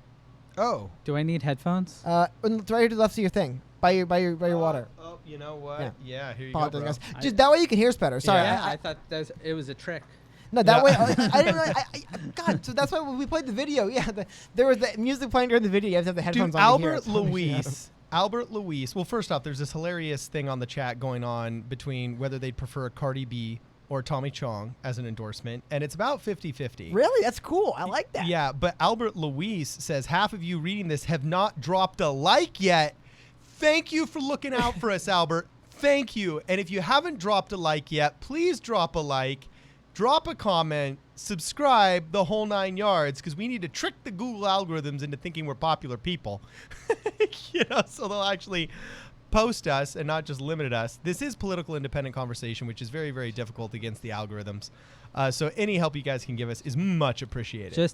Just put in hashtag Google Andrew Yang, and that will be trending today. Yes. And anyway, so I thought that was funny, right? That was interesting. Yeah, it was trending today. Yeah. Also, hold on though. The Yang Gang. I also want to throw this out right now. Anyone who actually got one of these hats, when you receive them in the mail, please take a picture of them and send them to us. I want to get the temperature national, because in LA, man, it's impossible to get a real temperature in LA of what people think about this. So I'd love to see just like across the country what people's opinion are of a candidate doing a product like this. To be frank, I remember when he signed the bong in Portland, but like living in Los Angeles, it's like you can go to the store and buy it. There isn't this culture of like, whoa, that's like illegal. So I wonder what it's like in places where you go to prison. You know what I mean? So it's interesting. Yeah, and what's sad is I was totally in Portland. I missed it. I didn't even see that until after I left. I was like, what? What happened? I missed this? Oh, no. Because there are 500 of them, and they're minutes, gone in minutes. My gosh, I never thought of this. I'm going to make a MAGA hat with this slogan. AQI, who are you? This is genius. He said MAGA equals Make America Google Andrew Yang. Oh, that is genius. Wow. That's a sticker, right? Make America Google Andrew. I could kill 2 elections with 1 stone. You know what I'm saying? You could show up to both. 2 elections. God. You could, yeah. Maybe should we use the KILL word? You know what I'm saying? But you could kill 2 birds with 1 stone there. Show up to a Trump rally and not get your car keyed. Show up to an Andrew Yang rally and not get your car keyed. Well, in general, you can show up to an Andrew Yang rally and not get your car. I don't know who the Yang supporters out there slashing tires. Like for the most part, we try to refrain from that nowadays. Yeah, pretty but chill that is people. so Remarkably. funny. Make America Google Andrew Yang. No, that is fun. That's cute. I like Oh my gosh, that is just comedic gold. You could run a mile with that. You are loving it, man. No, I'm loving it. That would be a hilarious pink MAGA hat. If you just had like a pink MAGA. On. Speaking of merch. Yeah, what? Our friend Serpent77, someone told me he bought the $40 certified no tie look, and he's gonna show us when he gets the certificate. And shout out, sir! Let me know when you get that, man, dude. Please, man. I can't wait to see that. That's the funniest thing to me, man. Because you know what? People might clown on you. Guess who's the only person who has the certified no? It's you. It's you, man. You're the only one with the certified no tie look. What do they know, man? So don't listen to the haters, man. I love it. Awesome. Sorry, that was my tangent. So I wanted to respond to that super chat question. Please. Yeah, totally. What I think Andrew Yang's. Well, let's see. I don't think policy-wise he has an issue because he covers everything. Oh, he does. But I think he's weakest in just. I think him being too nice is a problem. And I've heard that he's going to change that as the. Don't. Well, not. Don't do it, Andrew. Whoa, hold on. Not towards Trump. Yeah. I'm with you on not towards Trump, but I think he needs to not be as nice with the other candidates that he's going against. Oh, yeah. He needs to call them out and pick like people that are just that are poison in society and call them out. Yeah, that's a good point, man. Like I would say the Koch brothers or I'm saying their name wrong. Koch, well, Koch brothers, but David, one of them right? just died, so Yeah. maybe not that guy, but you know. People that are like Bernie calls out Walmart, you know. So there's somebody Bezos. out there that Come harder at Bezos, maybe. Yeah. Well, like really I mean, name him? but he even is too nice about Bezos. He's like, it's not his fault that he's not paying taxes. Dude, nothing's stopping you from writing a check to the U.S. Treasury. Yeah. Like, I'm sorry, nothing is stopping you on. from just taking out a check and writing it to the U.S. Treasury. I But disagree. maybe Every go after fiber of my Boeing. being is stopping me from writing a check to the U.S. Hilarious. Treasury. No, but I'm just saying, like, you know, if you don't want, if you felt like you weren't paying your fair share, even though you were inside what is legal of the tax code, Right. at least on a personal basis. Look, if I made $1 billion, I would not feel comfortable not having some input into the system. And who knows? Maybe that just maybe because I come from a church background where you're always paying tithing, you know, and you're always giving into the system. I wouldn't feel comfortable for an extended period of time. Maybe some year where I invested a bunch or I netted a loss or something. But if I was actively reaping billions of dollars personally from something, I would not feel comfortable not paying into that system. You know what I'm saying? I wouldn't. That's a moral thing for me. Okay. So anyway, Steve Ober says, call out Bernie. He would destroy him in a debate. I wouldn't want it to be negative. I don't believe in negative, but I agree. I agree with Daniel here. I think he needs to have a little bit more Tulsi in him and say, now, because if not just to distinguish him from all the other talking points, don't go after Trump. You're going to alienate more than you actually could absorb. Andrew Yang has shown an ability to absorb Trump supporters better than any other candidate I've seen out there. So don't lose that, bro, because at the end of the day, it's about absorption. If you want to strategically make it to the top of the DNC and actually make it into the debates, and then also, don't be afraid to say, hey, Bernie, I'm sorry, bro, like, $15 an hour minimum wage, that's a sweet talking point from the 70s. But just like we no longer have, you know, Pintos and Impalas, Wow. okay, that are, well, you don't remember the Ford Pinto? It Yeah, was what like, was it? we 1970? I think I remember remember it, that's the point. 1975, right? yeah, well, I'm making a 70s reference here, all I wasn't right? alive, man. I don't know. You know, so yeah, well, neither was I, but I know the cars from the era. It's like I know the bell bottoms from the 60s, but I wasn't in the 60s either. Man, what, you making me out to be some kind of crazy hyper boomer? I'm familiar with them. I just don't remember. Okay, I'm so unfamiliar. anyway, I've never seen one. I would like to say that's a great talking point from the 70s, man, but we're 50 years removed from that. And I can tell you that looking forward, this is the reality of the situation. You will do more damage than good. Stop that. And then he needs to talk to Warren and say, I'm sorry, but the Oxford report says that 40% of America's jobs are at risk of automation within the next 10 years. You saying automation isn't a big deal. Go tell that to the 4 million families in the Rust Belt whose jobs were automated away, who ended up either committing suicide, getting addicted to opioids, or half of them did make it into another job, but the other half just ended up signing up for disability or committing suicide. So tell that to all the affected families in the Rust Belt that, oh, no, automation ain't a real thing.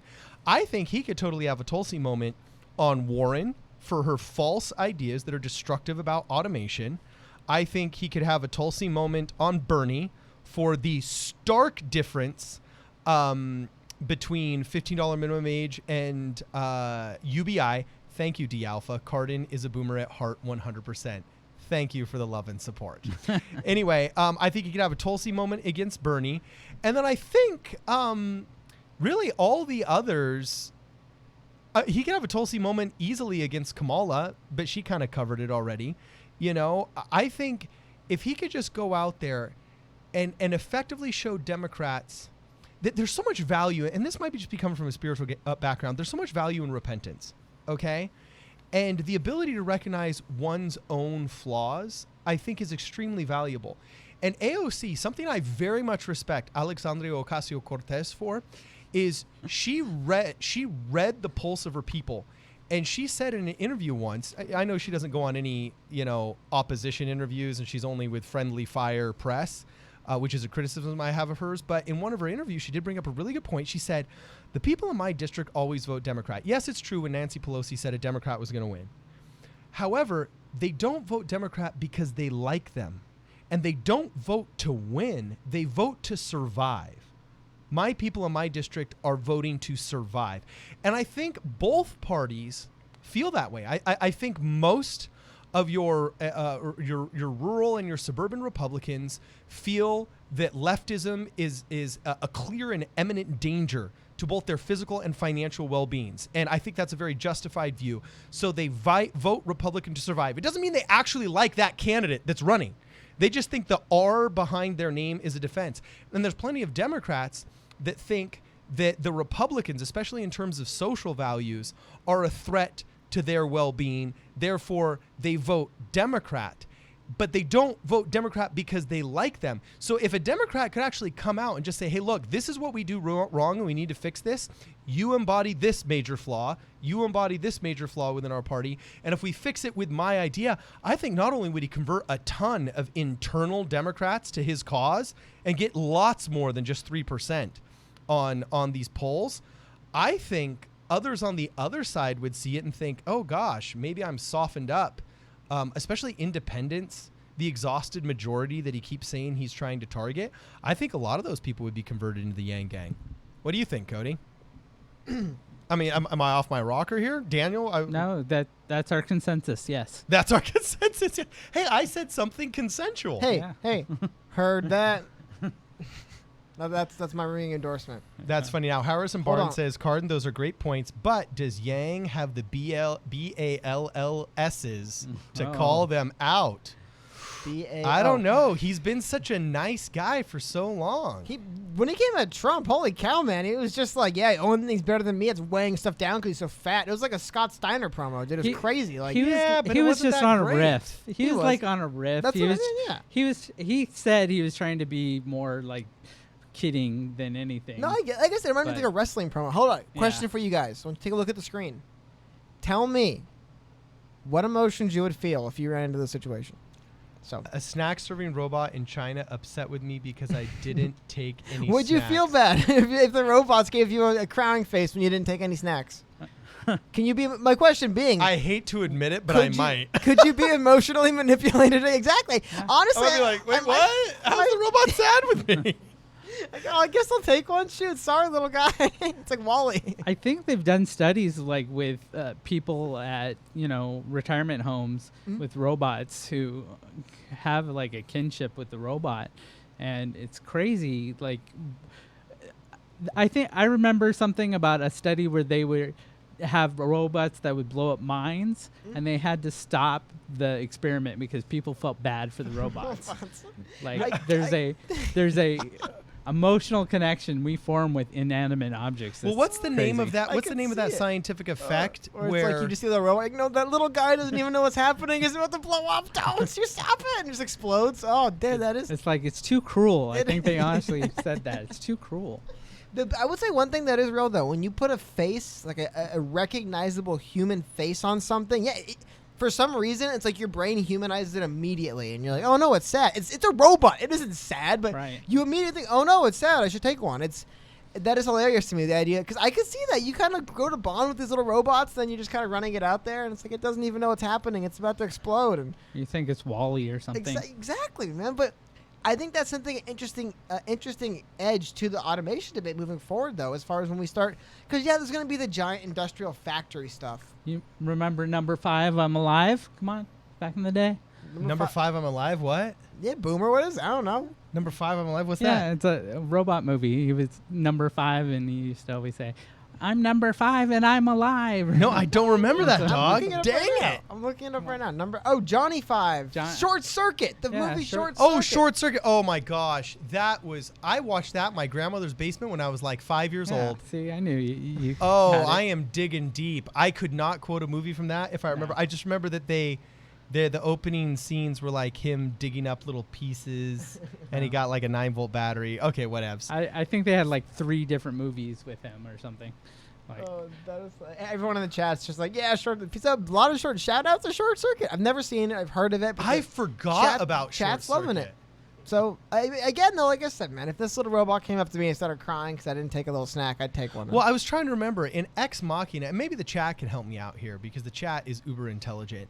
But in the movie Ex Machina, there was a specific scientific theory named in which it was like the something effect or the something theory in which artificial intelligence, there's a point at which you forget you're dealing with a robot.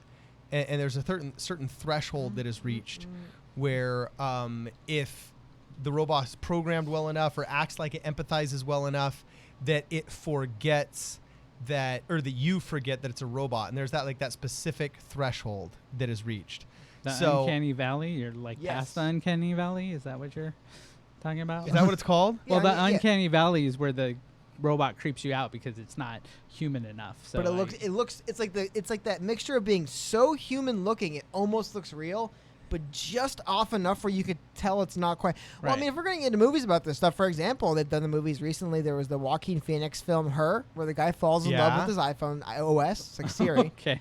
And the then- Turing test. That's it. The Turing yeah. test. And then there's one of my Okay. favorite films, Blade Runner 2049, where a robot falls in love with the computer. So the idea of humans humanizing computers, machines, and AI has been explored, and then we're going to get to the point where it's like Andrew Yang says, pretty soon you're going to call up customer service, and you're going to think it's a human, but it's not going to be one. Like Well, we're almost there. There's a chat. I think it's called Replica too. Interesting.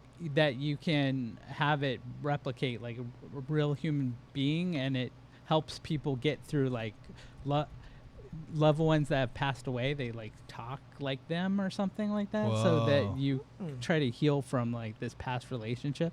I researched something like that too. That's hardcore. That's fascinating. Yeah, that's crazy. Oh, I want to get this. What if you could confess? What if you were a Catholic and you could confess To a robot. to just a robot? People- You know what I'm people- saying? That'd be If it like- had good advice for you, I guess that'd be it works. awesome. Hold on. Well, this is a Jacob great Weil question. has a super chat. Yeah. Oh, and you pronounced it right. Do nice. So yeah, what is your favorite line to spark a Yang Gang convo? Well, Daniel first, because I know you do this a lot more. You Yeah, do it all the hit time, it. man. So my favorite line, especially when I was phone banking, I'd say, I'm Daniel, volunteer with the Andrew Yang campaign. I just wanted to know if you were excited about another 4 years with Trump. That's not bad. That's a good one, man. And That's people would funny. say, no. I'm like, me either. That's why we need somebody. See, who- I would take you to task for that. I'd be like, actually, I'm stoked out of my mind. Why aren't you? And I would just waste 8 minutes But of your time. No, that's another conversation started then. It's like, oh, really? Why is that? And what do you think, Trump would bring to the Because the table? media hasn't learned its lesson yet. But here you go, Carden. 8 Yeah. minutes of somebody arguing about Andrew Yang as a concept is way more effective than, hi, I'm with the Andrew Yang campaign. Click. You know what I mean? Like, they Yeah. stayed on the line and kept talking to me. That's the win, Because maybe Trump will do something to piss you off, just learn more about Yang, and then the day comes, and you're like, actually, I remember someone called me about this Yang guy, and I like him. That's So shout outs to all the people who do phone banking out there. You as well, man. Like, I just want you guys to know, it seems like, you call a few people and talk to them. What's the difference? You have no idea the difference it can make. Yeah, that's that. I mean, it's boring stuff. I've done tons of phone baking, but that's where the rubber really meets the road.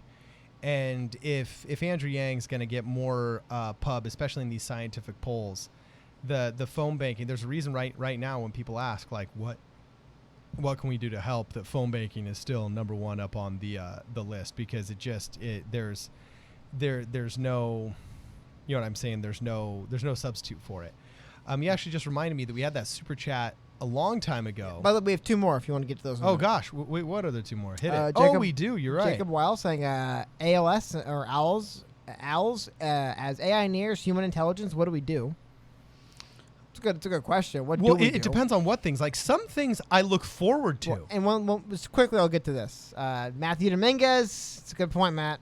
We did not ask for Paget's taco. Don't worry though. The world will know. I can tell you this: she's a vegetarian, so it's a vegetarian taco, if anything. Hey, Anyway, back to. Sorry, did you guys get Andrew Yang's taco order? Because you asked me No, we didn't to get it. ask, and I put it in Twitter. Did you get it? Yes, I did. What is it? So It's breaking news. Matthew's getting much more than he bargained for in this one. You're gonna have to go to the Twitter because I almost forget. No, I think he said. Well, What Twitter account? I want to pull the tweet up. What Twitter account is it on? what do you mean? Problem Solver Politics Twitter. Oh, you put it on ours? Yeah. And we didn't see it? I said like right after you asked me, I put. I think he said chicken enchilada. No, not enchilada. I saw the original tweet. Hold on. Chicken. Okay, give me. I'm pulling that. What's up. the tacos? I don't know. But he definitely said chicken. But he didn't say like with guacamole or he didn't say any specific. He just said chicken tacos. Hey, Okay. We got something. I'm pulling this up. Sorry, guys. I'm pulling this up. Oh, that's hilarious. That's the best meme for Google. I might have to bring it up because No, you it's have so all many good. tweets. So I'm anyway, Jacob Weil said, retweet it or something. I want to see it. I want to show everyone. also, as AI nears human intelligence, what do we do? In some ways, celebrate. It's not all a robot apocalypse. There are some things that should be artificially intelligenced away so we don't have to do it. What people forget about is if we have UBI and we can compensate for the unemployment that's caused, what a great world. I mean, wouldn't it be awesome if, for example, in order to ship goods around, we didn't need truck drivers to waste 14 hours a day just sitting behind the wheel of a truck? Like if you think about that, that's great. We don't want it to be at the expense of them not having a livelihood. And just like Elon Musk said in that worldwide forum when he was interviewing the I can't remember the name of the forum, but it was, there was all the guys in the Arab outfits. I don't know what you call them. They're not sheiks. Arab outfits. I'm totally demonstrating some Middle Eastern cultural ignorance here. I don't know the name of the outfit. It's not a hijab. That's for, females. But anyway. Turbans or something? In the Well, they meantime, kind of, but turbans are for Sikhs, and it's wrapped around hair. in the meantime, Anyway. the Marianne Williamson crowd is doing I believe, a battle royale with candidates. And I just thought everyone might be interested in seeing the Andrew Yang, Andrew Yang battle royale entrance. Here we go, guys. Shout outs to anyone who gets where the song is from. I know a lot of you will, but shout outs to whoever does first. There he is. Our man, Andrew Yang. He's got the bag, man. Deep fakes. I love deep fakes. Those are deep fakes. That's WWE 2K19, I think. Shout out. NXT wrestler. Not good enough for the big brand, but there we go. So anyway, as AI nears human intelligence, what do we do? In some ways, celebrate. Another super chat, by the way, by Jacob, if you want to read it. Yes. Well, I'm going to get to the second one of his. It's like a follow-up, yeah. It's like follow-up, yeah. In some ways, we're going to celebrate, okay? Because there's there's going to be a lot of good things. But as Elon Musk said, then we get to the deeper questions, like from what does man gain his sense of worth? If all of a sudden my labor is not good enough for exchange for money, from where do I derive my worth? And that's an interesting question that really, for those of us from, religious or from spiritual backgrounds, this concept of being, a child of God with intrinsic, unconditionally loved worth, that's answered, but it's difficult to feel when there's not this, this physical association with it. Like when somebody says they want to give you $1,000 to use something, use one of your talents, there's a dopamine rush there. There's a sense of worth. Like even when we get super chats, we're stoked out of our minds that somebody wanted to give us $1. You know what I'm saying? There's a deeper meaning there. So as AI gets closer to human intelligence, in some ways we'll celebrate if we can compensate with something as basic as UBI. You know what I'm saying? And then we have starting to get deeper questions. If we can't, then we got to deal with mass unemployment. The techie people go to their bunkers, and we have frickin' the Hunger Games for 100 years here. And I don't even want to think about that. So anyway, really quickly, I want to get to our last super chat before we get back to you, man. I don't want to interrupt you. No, I was done. Matthew Dominguez was, a lot of you guys in chat noticed, as Matthew Dominguez, the guy pointed out super chat. Thank you very much, Matt. $2 donation. That song is from Super Smash Brothers. That is where that song comes from. So for good job. Unfamiliar? There we Good go. job, Matthew. There we go. Okay, so Jacob's to be follow-up. frank, I'm not sure exactly which game that one's from. I don't know if it's from Brawl 4 or Ultimate. Sounded like Ultimate, but hey, I don't know. So more specifically, to the point we empathize with robots, when will robots be so near human intelligence that we have to consider their rights? Oh, this is a question for Cody, the Blade Runner aficionado, who, you don't understand. You do not understand. As we set up for these podcasts, 10% of the conversation is about Blade Runner, the short story that inspired it, Do Robots Dream of Electric Sheep? It's a novel. Okay, or the novel that inspired it, Do Robots Dream of Electric Sheep? And analyzing the greatness of the first and second Blade Runner, okay? And then me just listening and trying to ingest all of this philosophy. Mostly the second. Big fan. Mostly the second, yes. So more specifically to the point we empathize with robots, I think there will be a point that we empathize with robots. There's no way to avoid it. And they've got those sex robots that they're making. You know what I'm saying? Sophia is the creepy one, though. Sophia is creepy because she responds and jokes and tries to smile. Oh, I'm falling in love already. Oh, anyone playing WoW? Hold up. Only quick. While we're talking about video games, Stefan, anyone playing WoW Classic need a Yang Gang in WoW? Dude, I'm literally coordinating with my friends as we speak to set up our WoW Classic guild because it comes out in 24 hours, less than 24 hours. So yes, I'm ready, man. Sorry, that's a tangent, but thank you for the super chat, Stefan. Okay. Yes, I'll let you know what, man. I'll let you. I think you're on Twitter. I'll let you know what server we're on. You can join our gang. Yeah, we'll be the Yang Gang guild. So anyway, sorry. So I'm back to Jacob's deeply philosophical and good question. I don't think humans, because of our humanity, will be able to stop empathizing with robots. I think that's just going to be a reality. We're going to empathize with robots, okay? Because we're emotional beings. However, the question of robots' rights, that's something where I could never see myself. Robot rights? Yeah. Like, I could see, for example, what if a child who is orphaned was given a robot to be a companion to make sure that it was. Because I could see a point, for example, where there's babysitter robots. You know what I'm saying? Okay. And babysitter robots are more effective than maybe even humans and can alert people if there's respiratory problems, if there's SIDS or something like that. So let's just say a child had grown up for 15 years with a babysitter robot. Well, gosh, man, my mom's a public educator. And on days when the family dog dies, that can actually be brutal on some of these children. It can be brutal on even some families when the beloved 15-year-old dog dies. So if for the sake of a human, we maybe don't just allow a robot to be discarded because it's got a human connection, I could see there being humanity-based, I don't want to say rights, but I would say protocols for robots. I could see that, right? I mean, if a robot got old, you would think you would just download their matrix and put it into a newer model. You know, its consciousness can just be switched over to a different, machine. Or whatever. How dare you use the word consciousness with a machine? No, I'm just kidding. But yeah, but basically the digital accumulation of all of its judgments and choices, obviously, yeah, that could be downloaded. So that's an interesting question. I don't know if I'd ever see a point where the term rights gets used unless it was by somebody who is really out there. But then again, people that are really out there, there's plenty of those in America. Hold on. Really quickly, I want to get to a super chat. Yeah, can we take a Matthew poll? Dominguez? Poll's already up in chat. So Matthew Dominguez asked, can we get a poll to guess Yang Smash main? Any Super Smash Bros. Fans out there? What's that even mean? Polls, Boomer. Polls in the chat. If Boomer means capable of getting a job in exchange for not understanding what a Smash. I'm sorry, but when you besmirch my boomerness, all right, vote in the poll. Vote in the poll. Vote in the poll, guys. I'm with Cardin on this. I have no idea what that is. It's a very popular video game series for young people, I guess. Well, thank you, Cody, for interpreting that for us. I would have been lost. Like, I would have been totally lost. But I He like really Matthew is an Dominguez a oracle. lot. You guys have He never really heard is of, an oracle. You've never heard of the Nintendo game called Yes. Super Smash No, Brothers? of course I've heard of Yeah. Super Smash Brothers. Okay, It's so like what every kid that character does watches he it, play? it's freaking an epileptic seizure. You know what I'm saying? In Melee? motion. It's Super Smash Brothers. Melee's pretty fast. The newer ones aren't as fast, but Melee's pretty fast. I'm just saying, it's a popular series.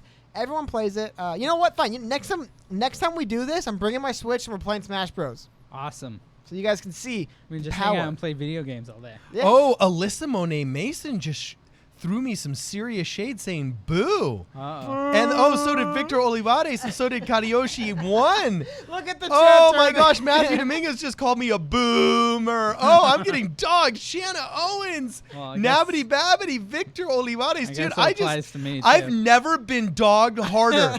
I have never been dogged harder in my life. Mea culpa, I apologize. I feel like I have been baptized by fire into the Super Smash Brothers. Hold on. You know what I joke around and I say gamers rise? That's what I mean, man. You go, at least I can get a job. Oh yeah, you see what happens? Gamers rise, man. They let you know. So I say, man, Yang should go on Twitch, dude. Gamers are not some like fringe group that doesn't matter, man. Their voices will be heard. Oh Well, man. we have our Gamers rise. Twitch creator, Alyssa. She's the Twitch. Yeah, you got to She's all spread about the the good word. Twitch. I've seen a couple other. There's a couple other people I follow on Twitter. I know are Yang Gang who say they stream on Twitch. I don't think I'll be able to find them right now, but shout outs to anyone who streams Yang Gang. Hey, you know what? If anyone spreads the word of Yang while they're streaming on Twitch, please clip it and send it to me. I'd love to do it. I supply your tacos, bud. #boomer. Hold on. I'm getting a lot of hate because there's no Ness and there's no Rob. Yeah, what's that mean? No NES, no ROB? Well, I think they mean Ness with 2 S's, which is the character. Or maybe it's 1. I don't know. Anyway, I did leave some out. Dude, there's like Ultimate has like 100 characters in it. I left some out. Admittedly, I'm biased because I play D2D and DK, so I left them in. But like I said, just let your voice know in chat. It seems like a lot of people think that. Hold up. First of all, defend. Why would Yang's main be Ness or what else am I seeing in the chat? Why would Yang play Ness or Rob? He is not a Rob main. Sorry, guys. We are the most oppressed group gamers. Dude, the Indian Hitman says, just imagine being a boomer. It's stressful and you work a lot. Okay, so because you might even just have children too. Boo. Okay, back to though. This might be more in your wheelhouse, you guys. So Jacob Weil again. Thoughts on Yang Mark Cuban tweets? Mark Cuban versus Donald Trump. What are your thoughts, guys? Actually, I like Mark Cuban a lot, and it's interesting. Earlier in the feed, people are like, "Oh, it surprises me that Cardin, is supporting Andrew Yang, and he seemed like he'd be like a Trump clown or like whatever." And I could see both. I'm with like Mark Cuban. Mark Cuban was asked originally in 2015, like, your name has been floated as a potential VP. Like, who do you support? And he said, actually, I could see myself supporting both. Like, Donald Trump would need to tone down this and augment this, but I could see how his skill set here could benefit America greatly. And then he turned around and he said, I would like to see, before I served with Hillary, her augmenting this and her toning down this, and then using my skill in this, or my skill set in this, to help out the American people greatly. I am the exact same way as Mark Cuban, and I think very much in very similar terms to Mark Cuban. I'm not as good of a shark, obviously, because, I am here in this studio, you know what I'm saying, not in a tower in Manhattan or owning a basketball team. If you want to get to those. Yeah, but I definitely like a lot the way he thinks. Yeah, the next one, we can go back to the Mark Cuban tweet a little bit later. Further down, two more. Alyssa Monet Mason, thank you. Still love you, Cardin. Thank you, Alyssa. Hey, that last I one mentioned was you, hard. Alyssa. Where are you? Then, sup, boys? This isn't Tuesday or Thursday, though. Yes, you're right. Whenever we can, we try and live stream on the weekends, especially when something big comes up. Like and me. Like especially like Daniel. But also, Andrew Yang trended number 2 on Twitter, which we thought was pretty huge. Yeah, that's a reason to. So we said, let's jump on. And plus, this week was a big news week. I mean, released a lot of videos. We also released a lot of interviews, and people wanted to hear from him. And then when we had the opportunity, because Daniel was in town, to do a live stream with Daniel, we said, oh, now we'd be stupid just not to do a live stream. So, yeah, absolutely. Anyway, your thoughts on the Mark Cuban tweet, Cody? Beefing with Trump, two rich business guys who are competitive and don't like each other is kind of my. I don't know the specifics, but I can understand they're going to go back and forth. I know I definitely know Mark Cuban's not like a Donald Trump fan. I don't have much more deep beyond that because I don't Mark have Cuban much more hates info. Donald Trump. He said he was exactly. a joke. That's what I mean. Like, he doesn't like him, and Cardin's a Kirby main. Dude. That's the biggest. My biggest takeaway is I know they don't like each other, so I'm not surprised, and I think it's kind of like, I don't want to say it's like good for him, but that's the kind of, banter I come to expect now. Universal Basic Income says, Cardin is a boomer who drinks Monster Energy, wears cargo shorts, and wakes his kids up with the lawnmower on morning. Do you get that reference? Freaking brutal, man. Do you get no, the reference? I don't get the reference. Does that make me even more of a boomer or what? It does. It makes you even more. Who is it? What, from like Family Guy or something? No, it's a meme. Yeah, Cody the Oracle has to tell us. I have no idea. Yeah, Cody, please. You're always deciphering meme. Tell you what, lore why with don't you me. shout out the next few super chats, and I'll bring up the meme and show I'm you. getting freaking ripped here. Okay, Matthew Dominguez, Cardin is a Kirby main. What? Nope. Love you lots too, Daniel. Okay, Alyssa thank Monet you. Mason. I knew she had some love for me. Yeah, she had some love. Awesome. I like her little graphic. I know she said she was an artist. I'm wondering, is that graphic for your company or something you do? Because I think it's kind of cool, and I can always tell when you're on the feed. Because it's very unique. I really like her little. All right, you ready, Cardin? M graphic. Yes. What is it? I got it. You ready? Yeah. What is it? This is the meme. That's you. That is not. That is the ugliest meme known to man. That's you on the mower. Who draws these memes, and how do they get popular? That is hideous. That's you. Did somebody do that with a mouse on like Microsoft Paint? Basically. Can't handle the heat. It's Saturday at 10 Can't a.m. handle Yeah, the dude. heat. No, my dad is that guy. Oh my gosh, he would wake me up at 6:30 and be like, "You're done sleeping in," Man, I lived in an apartment, and we would always say "crazy blower guy" at 7 a.m. on a Saturday. That's be boomers. out there. This meme is officially known as the 30-year-old boomer, Cardin. So that's okay, but here's my it question: does what's that surmise you. stuff on his arm? Like, is he a heroin addict? Are It's those hair. like track lines? It's hair. That's hair, like on one part of his arm and not the rest of his body. You don't inject Memes. needles into the top And part look of at his your arm. face. Memes don't It always looks like make sense. E.T. with sunglasses. Hey, dude, truth hurts, man. Truth hurts. Wow. You're the 30-year-old boomer, man. Hey, you. And Chris Flores freaking agrees with you. And did you get Alyssa? Love you. Oh yeah, sorry, you guys did get that. Awesome. Yeah, we got That's that. look at Daniel Tice says Cardin triggered. Heck yeah. I'm getting an existential midlife crisis right in front of my eyes on television. Wow. As I'm becoming painfully aware of my age. Hey, you know what, man? Like I said, truth hurts, dude. You know, it's going to happen to y'all too. It's going to happen to y'all Truth too. hurts, man. It's going to happen. You know You're what I'm right. saying? You're 100% right. I like how I'm just over here pretending that I'm younger than you. Hold on. Before we move on, we have to remember we had the straw poll go. You guys want to see the results? Yes. That was a resounding yes. So, first of all, I'm a big Olimar and Bayonetta fan. 0 votes for Yang. Ouch. Fire Emblem character, which to be fair encompasses like 6 or 7 characters in the game, is leading. After that is Link, followed by Kirby, King Dedede, Luigi, Meta Knight, Donkey Kong, Peach, and Mario. So there what we go, is guys. a Smash main? Like what? I still don't get it. It's like the character you mainly play, like your main. Oh, I see. It's your main character. Like you could call a first baseman a first base main. You know what I mean? Or a quarterback's like quarterback Okay. main. It's the position they play. Wait, Princess Peach isn't up there? I would always play Princess Peach on Super Mario Brothers 3 Well, because this she is- can this- always but this is jump Smash and then Bros. float. This is Smash Bros. It's a different Okay, game. fine.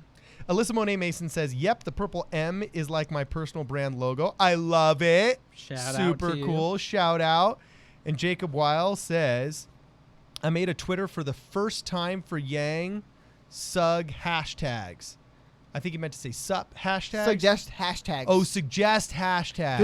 Google Andrew Hashtag Yang. Yang and and then there's- hashtag Yang 2020. Yeah, and you can always weasel into like Monday motivation, Throwback Thursday, and just make it Yang related. And hashtag political, I guess, is a trending really? one too. People, I didn't know that. That's interesting. I didn't know that, man. So it's another one out because there, man. I was using just politics, and then I saw political is like a big one. Oh, very cool, dude. That's right. I never thought about that. Is Boomer a main in Smash? Like, No. can there just be a dad on a John Deere? There, You know? what would be the closest to a dad character in Smash? I guess Mario himself? Mario doesn't have kids. Oh, I guess Bowser, because he is the. You're going to make me Bowser. There's Bowser. There's like 5 Bowser Juniors, so he'd be like the dad. It'd be Bowser. Okay, I'll be Because Bowser Bowser. Jr. is also a character. I mean, in the I'm game. big.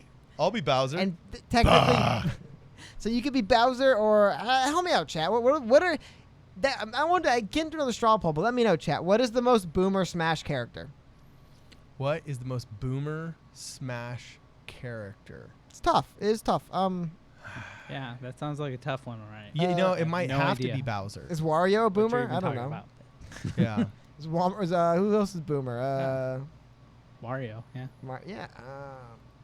Let's see. We had a. Serpent77 just sent Great. us a new meme on Oh. Discord. So while you're thinking about that, you want to pull that up really fast? Actually, I'll look at it, make sure it's NSFW What? or SFW Yeah, what to say. or whatever Anyway, our term so is here. hold up. While you're doing that, I am going to. I don't know Discord as well. Now Donkey I've got Kong- this boomer complex, bro. But Bowser, yeah, people say Bowser. Oh, Pac-Man. Pac-Man, that is the boomer main. Not you, you're Pac-Man, But man. that, is Shout outs to Pac-Man an Pac-Man. NES character? Did they purchase the rights to it? No, or what? Pac-Man is before the NES. Pac-Man I know. dates back. Yeah, I'm aware Pac-Man's before the NES, dog. Well, I believe he's owned by Namco, and Namco struck a deal with Nintendo. I believe it's still Namco that owns it. Okay, Or so- actually, technically it's Bandai Namco now. So I think it's a Bamco property. I could be wrong. I think it's Bandai Namco, and they made a deal with Nintendo. There's other characters. Solid Snake. Oh, with Solid Snake's like literally a boomer. Would he be the boomer? Duck Hunt. DK, lots of old man this is strength. Oh, this funny. fuck- Shout out to Matthew Dominguez. That's a good one. DK does have a lot of old man strength. That is a good point. Oh my gosh, this is so funny. Kong is a dad. He wears a Are they Link's talking age. about this one, bro? I don't know. Right now, the chat's talking about the most boomer Smash character: DK, Pac-Man, and Mario. At least Mario and Luigi. Well, this looks like it was done by the same artist. The meme that they were that Serpent77 was talking about in the Discord chat looks like it was done by the artist that did the Trump on the tank with the explosions and the fireworks and the bald eagle screeching in, and then also the Ronald Reagan on a Velociraptor. You know what Okay. I'm saying? It looks like it's kind of the same similar style. That is hilarious. So did you see the Steve Marchand asking somebody to do a meme with Obama No. holding an eagle, and he's like, "Can we make this into a Andrew Yang meme?" I haven't seen that. No. So, memers out there, Shinobi, I know you're out there. I'll pull it up right now. That's the one you'll want to. By the way, have we finally You said March 8th, right? consolidated? I'm sorry, you're gonna have to forgive me, Yes, but Steve. have we finally consolidated the truth as to whether or not it's GIF Shinobi or GIF Shinobi? Well, it's a GIF or GIF in general, right? Yeah. I don't think it matters. It's potato, right? I am 100% Dave. Guess what though? You're gonna get some hate, like I always get, because I just say whatever, GIF, GIF. What's the difference? And people go, "Oh, you." I'm so Whoa! mad." Serpent77 says my fiance just finished that one a few minutes ago. Hey, we're Oh, dude, that's a solid meme, bro. Moving quick out I here, don't like man. the two turds thing because the word turd has always just freaked me out ever since elementary school. Okay. But you know what I'm saying? Wow, you know what? Thank you, some Shanna deep-seated, Owens. some deep-seated history coming up from Cardin Trump is lore. an elder millennial. Literally. Elder Literally. millennial. I Never heard appreciate that term before. We're actually from a subset called Zennials. Oh, Those born God. between 1980 and 1984 are a specific subset of Zennials that share the cynicism of life with their Gen X brothers, but are willing to adopt the new technology, i.e. live streaming on Problem Solver Politics, okay, that their older counterparts won't. So oftentimes they are considered the wisest, most successful of all of the millennials. Oh, So that's I deep. like this. Elder millennial. I'm going to make a shirt. I'm going to make a freaking shirt that says Elder Millennial on it Yeah. and it has a Pac-Man little That wa- thingy on it. that Just was gobbling deep. those ghosties up. That was deep. That was deep. Thank you. So anyway, we really actually had a train of thought here, and we were talking some serious Andrew Yang philosophy. We were conversing with Daniel from American Jobs Factory about everything that was going on. Then the internet broke out. Then the internet cut out, and we have just been a mess of humor and responding to super chats ever since. Yeah, I wanted But, to talk about the future. Yeah. So let's keep talking. The Talk to me future about of the future. jobs. The future of jobs. Hit us. So I wrote a sci-fi novel, and Cool. it's like 100 years in the future. So I talk about future jobs, and there's Okay. so in the future, according to my novel and my prediction of the future, because I had a vision one day, a dream. I woke up, I'm like, the future is totally going to be like this. So in the future, we're all going to be in like Iron Man suits, okay? And then we're going to be able to go in and out of virtual reality as we see fit. Okay. My novel is called Biosphere Ultra, and is not published yet. Hopefully Okay. next year, but I have written it, and so basically we go in and out of virtual reality as we see fit. But as we're wearing a suit, we don't feel like we're in a suit because it mimics like the atmosphere and everything. Yeah. And so that's like why we can go in and out of virtual reality. If you want to go take care of something, you just say, "I'll be right back," and you just go to the beach or run a mile or whatever, and then come back. Well, how do you know whether you're in? It's interesting you say that because there was a short story. I can't remember the name of the Spanish author, but it was a short story about a man who was getting sacrificed on the altar of a Mayan like priest, and he kept on having flashbacks to a future life where he was riding a motorcycle somewhere. And the way the story was written, you didn't know which one was the reality and which one was the dream. Okay. You know? So how would you know which is the reality and which is the dream Well, in that scenario? because right? it's kind of like Would it be like Inception where there's a dreidel you got to spin or something? well, no, it's like Star Trek where you get to say, "Hey, computer, pause," or. But at what point do you lose if the suit is so good that it's mimicking reality so well?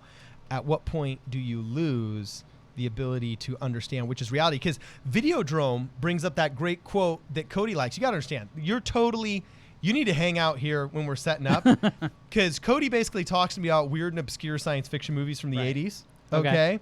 I'm with you. There are very few remakes, and then philosophizes at me as I'm trying to do a measurable quantifier. He'll just like philosophize at me. And one that he brought up really well that both of us agree on is I love that quote from the mad prophet of the airwaves in the movie Network, where he says, "You guys think like the tube, you get your news from the tube, you get your info from the tube, and the tube is, you know, the new prophet, the new God." And you said, what's the quote from Videodrome where It's on screen. where it's on screen? Read it. It's on screen. Read it out loud Okay. for chat. The battle for the mind of North America will be fought in the video arena, the Videodrome. The television screen is the retina of the mind's eye. Therefore, the television screen is part of the physical structure of the brain. Therefore, whatever appears on the television screen emerges as raw experience for those who watch it. Therefore, television is reality, and reality is less than television. Swap reality out Sounds for like social Max media. Headroom from the 80s. Pretty much, yeah. Okay. Same time. 83. So, yeah. So how would the suit not become reality, and then reality become less attractive than the suit? Well, that's kind of one of the themes that nobody really gets out of the suit, because there's like no point to get out of the suit because it's better than actual reality. And then some people, like, they're going to a day spa, do get out of the suit just for the heck of it. But more than usual, they stay in the suit. But there's, like, even when you're playing like a video game or something, you see a map or a key in the corner, so you know that it's fake because ultimately, you're in a suit because it has complete control over your environment and things like that. And all right, people get out of the suit and they're like, "Hey, computer." We just got a solid movie reference from Serpent 77. Okay. I'm mad as hell and I'm going to vote for Yang. Could that be a pretty sick meme? If you're tired of all this, if you're mad as hell, just go to your window, say I'm mad as hell, I'm going to vote for Yang. There's good. There's all. I'll buy that for. Oh, we're just getting 80s movie quotes. I'll buy that for $1 movie. Is that your cardin? I'll buy that for what? I'll buy that. I'll buy that for $1. What movie is that? Come on, man. You know what movie that is? Shame them in chat, please, for not knowing that immediately. No. Come on. I don't even know that. I'll buy that for $1. I've seen it so much so that I don't think I know what movie it originated from. Directed by Paul Verhoeven. You know more directors than I do, bro. That's good. Red from That 70s Show is the main villain. The father from That 70s Show is the villain. Name the movie. RoboCop. I think RoboCop, man. You know what? I've seen RoboCop numerous times, but I still wouldn't have got some random Oh, quote. Yeah, I was big on the TV series as a kid, but RoboCop's even a little bit before my time. Look at the chat. When's the first time the first RoboCop I think came out? RoboCop was the first time That I was saw like late boobs. 70s, right? That's funny. Yeah, probably. Or right? 1987. Yeah, dude, I was only 4 years old when that came Still, out. look at, is audiobook available? Oh, I believe that was you, Daniel. An audiobook. Is an audiobook available? I think you haven't published it yet, though, right? So no, it has not been edited. On my website, I have elusive references to the book and what it talks about, but I will be there were putting like boobs 4 in pages on RoboCop? there, or 4 chapters Cool. someday. Yeah, it was the first time I ever saw boobs because there's like one part in there that shows a Really? naked girl in there. Oh, interesting. And it was I didn't like, know that. whoa, what? As a little kid, I'm like, whoa. That's racy for the 80s. Yeah. Well, 80s has some bad stuff. Are you kidding in me? there. Like the 70s was whoa, oh my god. Well, the 70s was super racy, but Yeah. then things got really conservative Well, in the 80s. Okay, hold on one second. I was having like a movie night with friends, like 4 years ago, and we wanted to watch like a classic 80s movie, so we found trains, planes, automobiles. Yes. And he starts cursing in it, the F word, every 5 seconds. I was like, you gotta be kidding me. That's a great film. That's like Wow. an 80s thing, where Oh, they 70s didn't still have like back filters. when people tried to be cool by swearing. They did. Now Yeah. hold on 1 second. I have to admit, somebody dropped a quote in the chat I did not recognize. So to kind of like partially shame myself, I'm gonna play the clip on. So tell me if you guys recognize this. Money now and a lot more when I get in that office. You can take that to the bank. I'm gonna take you to the bank, Senator Trent. To the blood bank. There we go. Shout out Steven Seagal. Yes. Shout outs to Steven Seagal. Sorry about that, guys. Anyway. I just remember watching like Bloodsport all the time.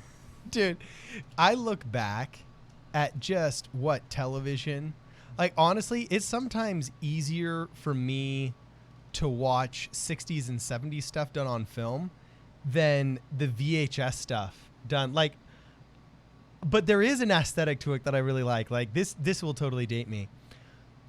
We had figured out how to get our VCR to record television. So before there were VCRs that could do it, like my dad had Jimmy rigged some kind of timer or something, okay? and I VHS'd all of MacGyver. And I would watch when babysitters came over. I would watch MacGyver and RoboCop and the original Adam West Batman. For some reason, it's good though. Whatever channels we were receiving, whatever cable we had, I was like big time into the TV version of RoboCop. I was big time into MacGyver that my mom liked. Oh, and she was a big time Murder, She Wrote gal. So I saw like Columbo? every... Did you ever watch Columbo? Yeah, Columbo, Columbo's Murder, She Wrote. Genius, dude. Columbo's genius. Any of those, I've seen them all. And did you ever watch We're going to go in the 80s rabbit hole. Did you ever watch any of Poirot? Was it Poirot? It's like the European Columbo kind of. No, I haven't. He was like the investigator extraordinaire, but he was like French or something, like Dutch. Hey, I'm sure someone in the chat will own me for this. Anyway, though, just to wrap up 80s television talk.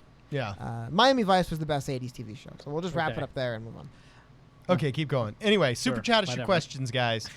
You know what I'm saying? Super chat us your questions. So we're gonna wrap up here. The feed's going really fast. About 25 minutes here, 6:45. Sorry, guys, we got to wrap it up. Went a little bit longer tonight because we had the issues earlier. But yeah, so about 25 minutes. Anything you guys want to let us know? We're just gonna kind of wind down here, I believe. Talk about some more fun. And I know we've been kind of winding down for an hour talking about goofy stuff, but if you want to hang out with us for the last 20 minutes, Poirot, yeah, people, Matlock, oof, know the name. Great question by Ryan Matthew. Whenever you're ready, I'm ready. Please. Right now? Okay. By all means. Ryan Matthew said, I have two questions. You guys use Steven Crowder set up as influence for yours? And also, how do you guys have more than how do you guys not have more than 6.5 thousand subscribers? Boom! You know what? How come we don't? Share this video with your friends. Actually, our growth has been very good. Relatively new is the big reason. Yeah, we're relatively new. Our channel started March 14th. Okay. Which I thought you started after me, but no, we're like the same time. You just grew like nuts. Yeah, so we do put a ton of work into this. I think it's flattering if you think the setup of Steven Crowder was an influence. See, Steven Crowder was basically mocking the late night shows, and he does like a whole like straight up hour and a half show, and we'll do that in live streams when we're talking. But he's got an inordinate amount of resources that we just don't have yet. But I'm flattered if you see any parallels. I joke a lot about ripping on the socialism of David Pakman, but there's been plenty of times where we've been inspired by David Pakman's show as well in terms of set design, execution, so on and so forth. So we're kind of a modge podge of what we could afford, what we could pull off, and what we could do all at once. That is a mixture of influences from generalized television, my experience as a cinematographer, and a guy in Hollywood. I know right now with our one filler in camera that's totally blown out right now, people aren't exactly convinced that I know what I'm doing in terms of lighting and mechanics.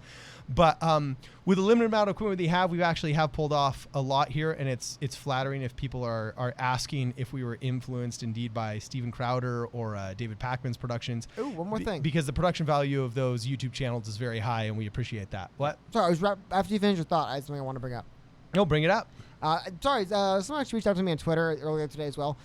This is from Yang Gang 2020, and they said, can you announce this? My 11-year-old niece will be singing the national anthem in a studio with Yang Gang gear. The production will be done professionally, and it will be on Padgett's YouTube. So let us know when it's done, dude. I will definitely share and pump the video around. That sounds awesome. What a way to politically weaponize the cuteness of your children. You know what I'm saying? It's really cool. Please let us know. How could you say no to anybody? You know, I think that's the only time. Actually, no, I would. No, even if they were in a Che Guevara shirt, I wouldn't permit a Che Guevara shirt. He's not a socialist card and convincing. But I'd say that's pretty dang cute. So, did you get the Yang? Matthew Dominguez? Oh. He always defends D. Pakman. I love it. He's not a socialist card. Convince a boomer. Oh my gosh, that stings a little bit, Matthew, because you're a little bit right. That I oversimplify the argument Daniel. and act a little boomer-esque when it comes to him. Yes. What? You're still looking for the taco order. I just know it's chicken, definitely chicken. Actually, it is funny. Yes, he himself has indeed said that he is a capitalist, but he wants democratic socialism. But you really know what he really means. Well, I do think it's kind of funny that, like, for a guy that rips on capitalism so much, he's one of the most capitalist YouTubers I've ever met in my life. That bro monetizes every last drop of everything that he can. And to a certain extent, if I could copy it, I will. I love his call-in segments. We're actually going to be getting a line here in which people can call in. There's a local radio station, too, that has an answering machine service where people just rant at night, and in the morning they play the best of the rants. So we're actually going to hopefully, upcoming soon, as we grow and as you guys super chat us and we get more funds and we keep going bigger and bigger and bigger, one of the things we're definitely looking forward to is we got our third camera fixed. Now we're actually replacing our crappy camera. So we're going to get one more camera so you don't get these blown out visuals. And we're also going to be investing in some VoIP line services here so that we can handle a large bandwidth of calls, so that we can be taking calls from you guys while we're on air doing the live stream, and you guys can opine, and we can actually speak audibly instead of just in the super chat. So we're definitely growing bigger. Thanks for any recognition that you guys see between our channel and David Packman's, as well as Steven Crowder's. Daniel Tice is a super chat here. What do you guys think of the Yang Weed merch? I got a shirt. Oh, no, I got a T-shirt because the hat was sold out. $50 hat sold out, boom, in minutes, dude. I think they're funny and really cool. Like I said, what I'm more interested in is how it's going to play. Because we're in Los Angeles, like I said. In Los Angeles, nobody cares. But there are parts of the country where it's like a felony and you can go to prison. So I do wonder what the national opinion is. Personally, I think they're kind of funny and cute. That's about it. So Matthew Dominguez once again says he's a self-defined social democrat, hashtag taco money. I think I will people in debate LA him over tacos any day. I think people in LA, I know some people that are excited about that merch hat. Yeah, for sure. But I wonder, I know you've been across the country. In like South Carolina, are people like super happy to see it? You know what I mean? I wonder. Iowa, maybe they don't care much, but I do wonder. I don't know. The chat will tell us, right? Yeah, I guess anyone from place where like there's still very strict marijuana laws, let us know about what you think the general temperature would be about his marijuana merch. That's the one thing, because personally out here, like I said, it's nothing. We don't really care. I think it's kind of funny, but I wonder people who think of places. That's a good question. So his taco order, he just told me it was chicken or chicken fajita. That's all he said. Chicken. Okay. So anyway, this is. Did you just tweet Andrew Yang right now? No, that was I asked him personally okay. in I was like, South gee, Carolina. nobody's had some access. Hold up. Once again, Daniel. So Daniel actually asked, big, mostly from Matt, but for the rest of the chat, Daniel asked Andrew Yang. I think you heard him say it, but once again, he asked him his taco order, and Daniel, it is chicken or chicken fajita is the answer he gave me. Chicken at the airport while we were getting our boarding passes. How long were you sitting there with him? So the official presidential taco order, you heard it here. It was about 5 minutes. So I said hi and all that, and then I'm like, okay, see you later. And then like 5 minutes went by, and I was like, oh, wait, I have a question for you. Which, by the way, dude, thank you. I think it's so awesome that you, Andrew, and you're like, wait a minute. No, I got to ask him this. So but just letting you guys know, like, we're responsive to this. So shout out to Daniel for getting that. The chicken fajita, that's the official presidential taco order. Awesome, man. Chicken fajitas, I believe, yes. That's super cool, man. Thank you. Thank you for doing that, dude. It's really cool. No problem. It's my responsibility. So anyway, AQI says, please mass produce the Yang Wave hat. Well, actually, we want to make our own cool pink hat because we know that Andrew Yang is actually not endorsing officially the pink hat, and we love it. Like the meme culture around the pink hat, we think is absolutely pure gold. And maybe tonight our idea was birthed out of the Make America Google Andrew. I like that is really funny. If we could make some kind of Yang Wave Make America Google Andrew hat, that could be like a limited edition hat that we sign behind we're getting embroidered right now, the Problem Solver Politics hats. Nice. It's a pretty big order. We had to order a bunch of them. So I can't get one yet. So, no, not yet, but we're definitely doing that. Oh, Zach Bozeman dropped a huge super chat. What's up, Zach? Chicken tacos are an abomination. Wow. Shout out Zach, man. That's hilarious. What about the fajitas? I don't know what about all the heinous things we have talked about politically. Speaking of single-issue voters, you know what I mean? Yeah. Like, dude, I was going to vote for the guy, and then he's do chicken tacos, man, never. That's what made him drop the super chat. You know, he's like, no, not UBI. No, not touching it. I like Jack Durden. Not the freedom dividend. Not the policy dollars. Chicken tacos. Boom. Yeah. I like Zach Thompson. That was epic, dude. No, look, Jack Durden, Zach out here working for the beef industry. That is so funny. Ooh, steak fajitas with shrimp, This says is Justin right-wing Stahlbaum. propaganda. And she likes like. Oh, that just got me really hungry. Talking Steak about and food. shrimp. The South Carolina gang got me into grits there. Oh, it, no way, It was dude. delicious. Thank you. Ooh, grits. Grits are good. I've actually never had grits ever. Oh, you never have? It was It's like crazy. cream of wheat mixed with, I don't know, how would you describe it? Yeah, it's like you said, cream of wheat. It's buttery goodness. I don't know. Yeah, buttery goodness. And then Matthew Dominguez, this is right-wing propaganda. Andrew likes lengua. Oh, lengua. Lengua's good. You've had lengua? You said you never had lengua. You're talking about cow tongue, right? Yeah, I've had lengua, and then I've also had like the whatever the Korean version of it is, but the same thing. Ooh, I like the lengua and the vinaigrette. And you know what else is what two parts of the cow that they don't really sell in America unless you go to the Mexican supermarket? Tripe or sheep. Oh, tripa? That's you sheep, meant? right? Blood, right? They don't sell coagulated blood. At Yeah, most they places. don't do blood sausage, which is morcilla, which I actually don't like that much. But the heart, cow heart, is tasty, and so is this is really weird because you have to boil out the urine, but the kidneys. Cool question for Daniel next too, but finish. The kidneys are tasty. Okay, Transfiction says, how do you think Yang will do in Arizona? Ooh, that's Our a good friend question. Daniel from Arizona, man, right? Well, Yeah.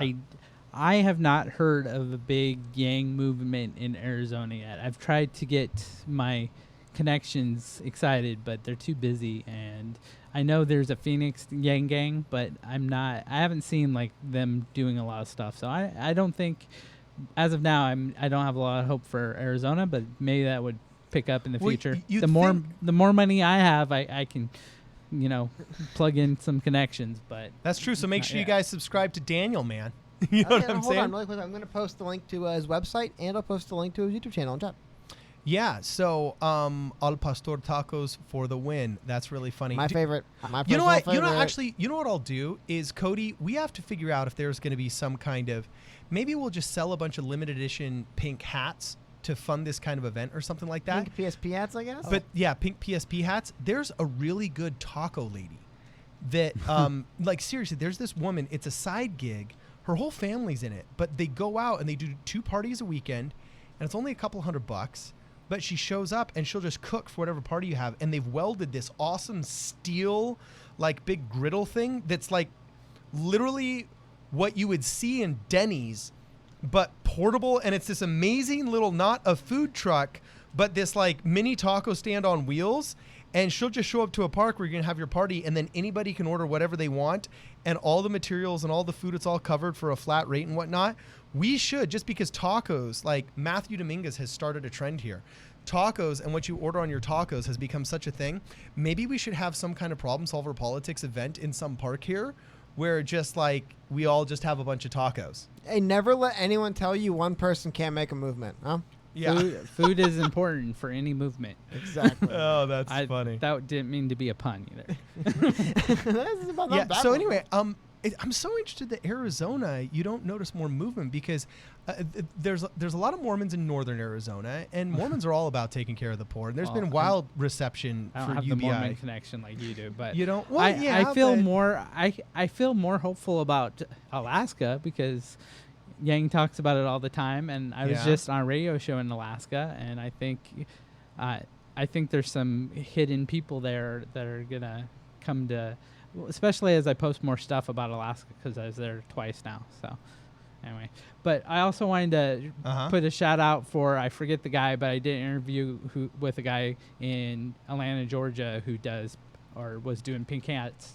And I have an interview with him and a link to his pink hats that you can get over the internet. Yeah, because the pink hats, I'm surprised that hasn't really been something that people have been selling a lot more of because it's so instantaneously identifiable. And they're awesome. You know? They are fun. They're cool. Well, I think like they're way cool. There was a original issue. I guess like I can some more just my own personal opinion, but some more Yang gang lore, I guess. Matthew Dominguez, where is he from? I think he's originally from out here in California, but he's currently in Maui or Hawaii. In Hawaii, like on deployment or something. He just dropped a cultural truth bomb. He said she's called a taco lady, and that thing is a plancha. Well, what does that mean?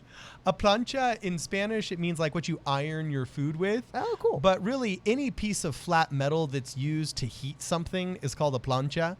in Spanish you simplify everything down to lots of different words. Oh, so almost like so technically speaking, then like a. I'm not gonna get into it. Like a cookie sheet almost. Right? Yeah, like, just to give you an idea. Like a flat thing you cook stuff on, right? Yeah, so like just to give you an idea, toes, for example, toenails. In English, we have word toenail. In 2 syllables, we communicate that it's a toenail. In Spanish, they say the nails of the fingers of the feet. They literally say las uñas de los dedos del pie. They don't have a word for toes. They say the fingers of the feet.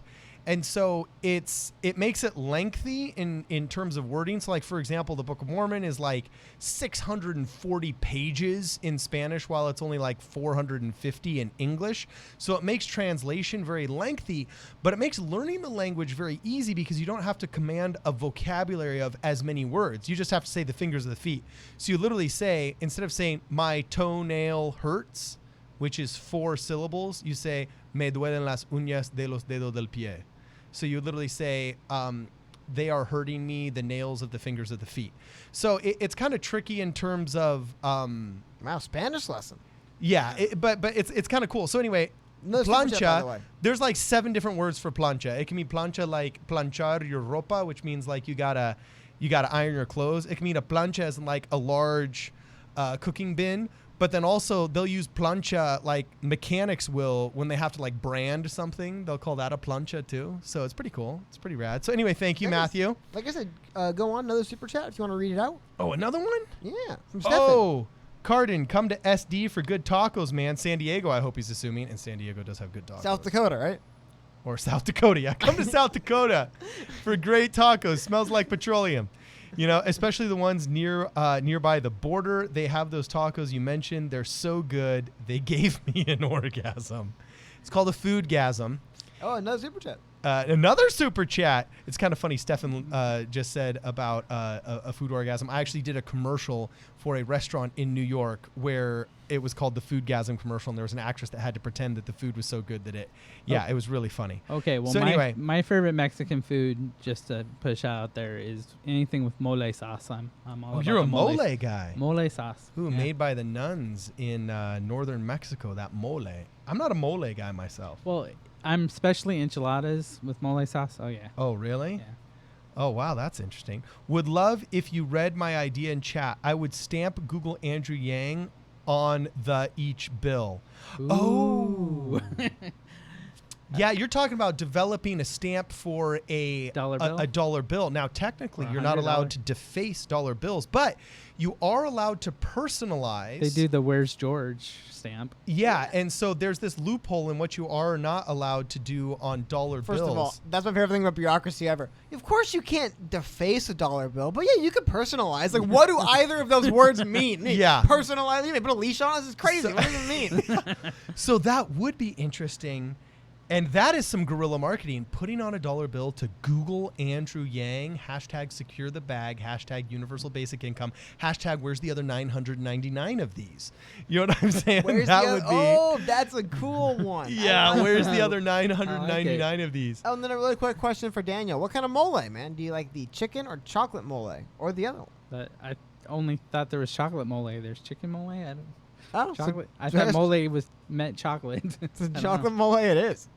I think mole is like a Tyler. I don't know. Honestly, I know very little about certain foods. I know a little about food in general. I know like. So Matthew Dominguez, I mean, are you Mexican? Is your family from Central America, South America, Caribbean? What? Because mole is definitely a Mexicano thing. Pupusas, that's more Ecuadoriano. You know, empanadas, that's more Argentinian and Chilean.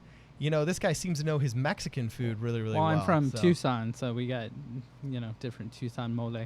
But rock on.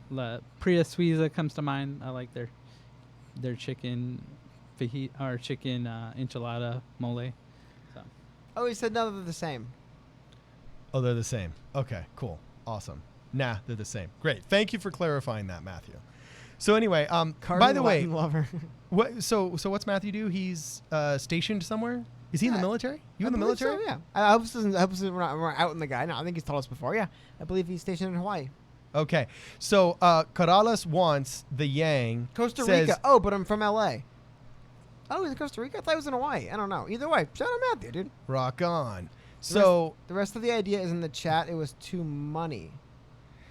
So how about this one? Corrales Wants the Yang says, Google Andrew Yang to find the missing 999. Ooh, that would be interesting. Sorry, and here I think this is what Jacob was referring to. Sorry. He said, anyone want to go door to door asking people, if I paid you $1, would you listen to me for 5 minutes? And I can tell you about a way you can make 1,000 more a month. Handing out $1 that would sound bills, way too much like a multi-level marketing scheme. Yeah, but straight also, up paying somebody to listen. One more. Handing out $1 bills stapled to sheets with Yang info. If someone went to hand me a piece of paper and there's a $1 bill stapled to it, I'd probably just take it. And then we've always said with Yang, all you have to do is look into them, right? So sorry, I just want to get both out. I still like the stickers. I'm stickers are my cool. man with the stickers. So, You could like put like a sticker, like paper clip a $1 bill to a sticker and just give it to someone, and they'd be like, they would just grab it. Like, it's $1. Okay. Oh my gosh, Ryan Matthews says something genius. He says, "LOL." With policy attachments. That's pretty funny. That is genius. That's the stickers. Yeah. Right here, You get 'em Yang for us, free. Check this sticker out. We're gonna get closer to the camera so everybody can see it. That is golden. Oh, that is way too funny, man. That's some guerrilla marketing right there. Right? Dude, should I find a way to stick this on my like little... Hey, yeah. Yeah, right here. Hold on. We're going to go right there for the rest of the show. That's awesome. Okay. By the way, 2 things I want to just really quickly drop in with, right? Uh-huh. First of all, the Yang 92 shirts are in. One of our followers just sent me a picture of his. So anyone ordered the Yang 92 shirts, I guess those are starting to arrive. I love those shirts, the Yang 92. Those are so cool and so funny he did them. So I just wanted to let people know of that. And then there was one other thing that I lost. So I apologize for that, guys. We'll bring it up in a few minutes. That's funny. Oh, sorry. I think I wanted to just shout out the Gang for Us Twitter account. Sorry, man. So I'll show that 1 minute. Anyway, Carton. Yes. Ask me your question. Sorry, I just want to let you know. We were talking before. Remember, we were arguing before about Matthew. He is in Hawaii, so there we go. Stationed in Hawaii. Okay, rock on. Oh, not an engineering student in Hawaii. Something about Let's that. get Tulsi on the Yang Gang. Yeah, hey, you got to track down Tulsi, man. Well, That's dude, I really do wonder what's going to happen because, unfortunately, dude, Tulsi's getting railroaded. Actually, no, I shouldn't say railroaded. She's not getting up there in the polls, okay? And she's going to drop. She's a one-issue candidate. I mean, I saw her She's in an anti-war Iowa, candidate, yeah. And it was just like there's other policies, and I understand. Like, I feel like you can only talk about that for 5 minutes, and then you should move on. I mean, good point. So I really do wonder. I don't see a large contingent of Tulsi Gabbard's following all of a sudden dumping into Joe Biden or Kamala Harris. Definitely not Kamala. I mean, that's going to be straight up heresy Yes. if you vote for Kamala after, supporting Tulsi Gabbard, all right? Shame. Just sheer blasphemy, okay? Who are they going to vote for? Like John Delaney? Like, who else are they going to vote for, Well, yeah, it's like I think when Tulsi goes, there's going to be a big bump for Yang because... Hawaiians know nothing about Tulsi. Sorry, I thought that was funny. Well, there's probably a lot of Hawaiians that don't just because there's plenty of apolitical Hawaiians out there. But I really think that the Orb gang, when Marianne Williamson doesn't qualify, is going to come over to Andrew Yang by and large. Yeah. I think she might even endorse Andrew at that point because I can see that. They talk a lot, so. Yeah, and then you know what, too? Don't discredit the army because Marianne's just got like millions of followers on Twitter anyway. If she were to endorse a candidate, it wouldn't be necessarily like a 20% bump, but like all of a sudden maybe 100,000, 200,000 people move over to a candidate. Like, it's not bad, man. Like, I think that's a dark horse endorsements, the Marianne endorsements. I feel like people like her as like a personality where if she said, I endorse this candidate, you could win some of those people. Well, the more I hear about or hear her talk, the more I'm encouraged by her. But I mean, when I first saw her, I was just like, she clears her throat a lot. She coughs a lot. But as she did more interviews, like closer to some of the debates, she does have a good head on her shoulder for sure. Well, so Corrales Wants the Yang says something interesting. She's a one-issue candidate that's a 50-50 stunt. I don't know what you're saying, but anyway, would say they are going to Bernie and Yang. Oh, so 50-50 are going.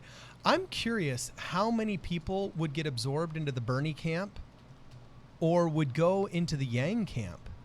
Bernie seems like a default if you just want to support a far lefty, but I don't know. Just I Bernie's don't too old. Yeah, I don't see the Tulsi troopers going anywhere but the Yang Gang, man.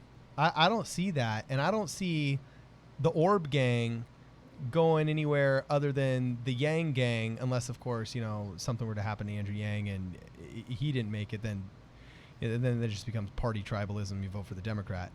But yeah, that's interesting. That's a really good question. What would happen? And Charles Dew brings up a good point that Tulsi supports your UBI, Bernie doesn't, and I think that's actually why the biggest push of Tulsi and Marianne Williamson followers would be towards Andrew Yang, is because both those two people have basically endorsed UBI, not openly saying, you know, oh, the other candidates' ideas are better than mine, but all of them have said, yeah, this is a really good idea that needs to be considered. Or I agree with Andrew Yang, we need to do that, and that's why it's part of my policy too. You know, that's Marianne Williamson pretty much said that. Yeah, so that's really, really interesting.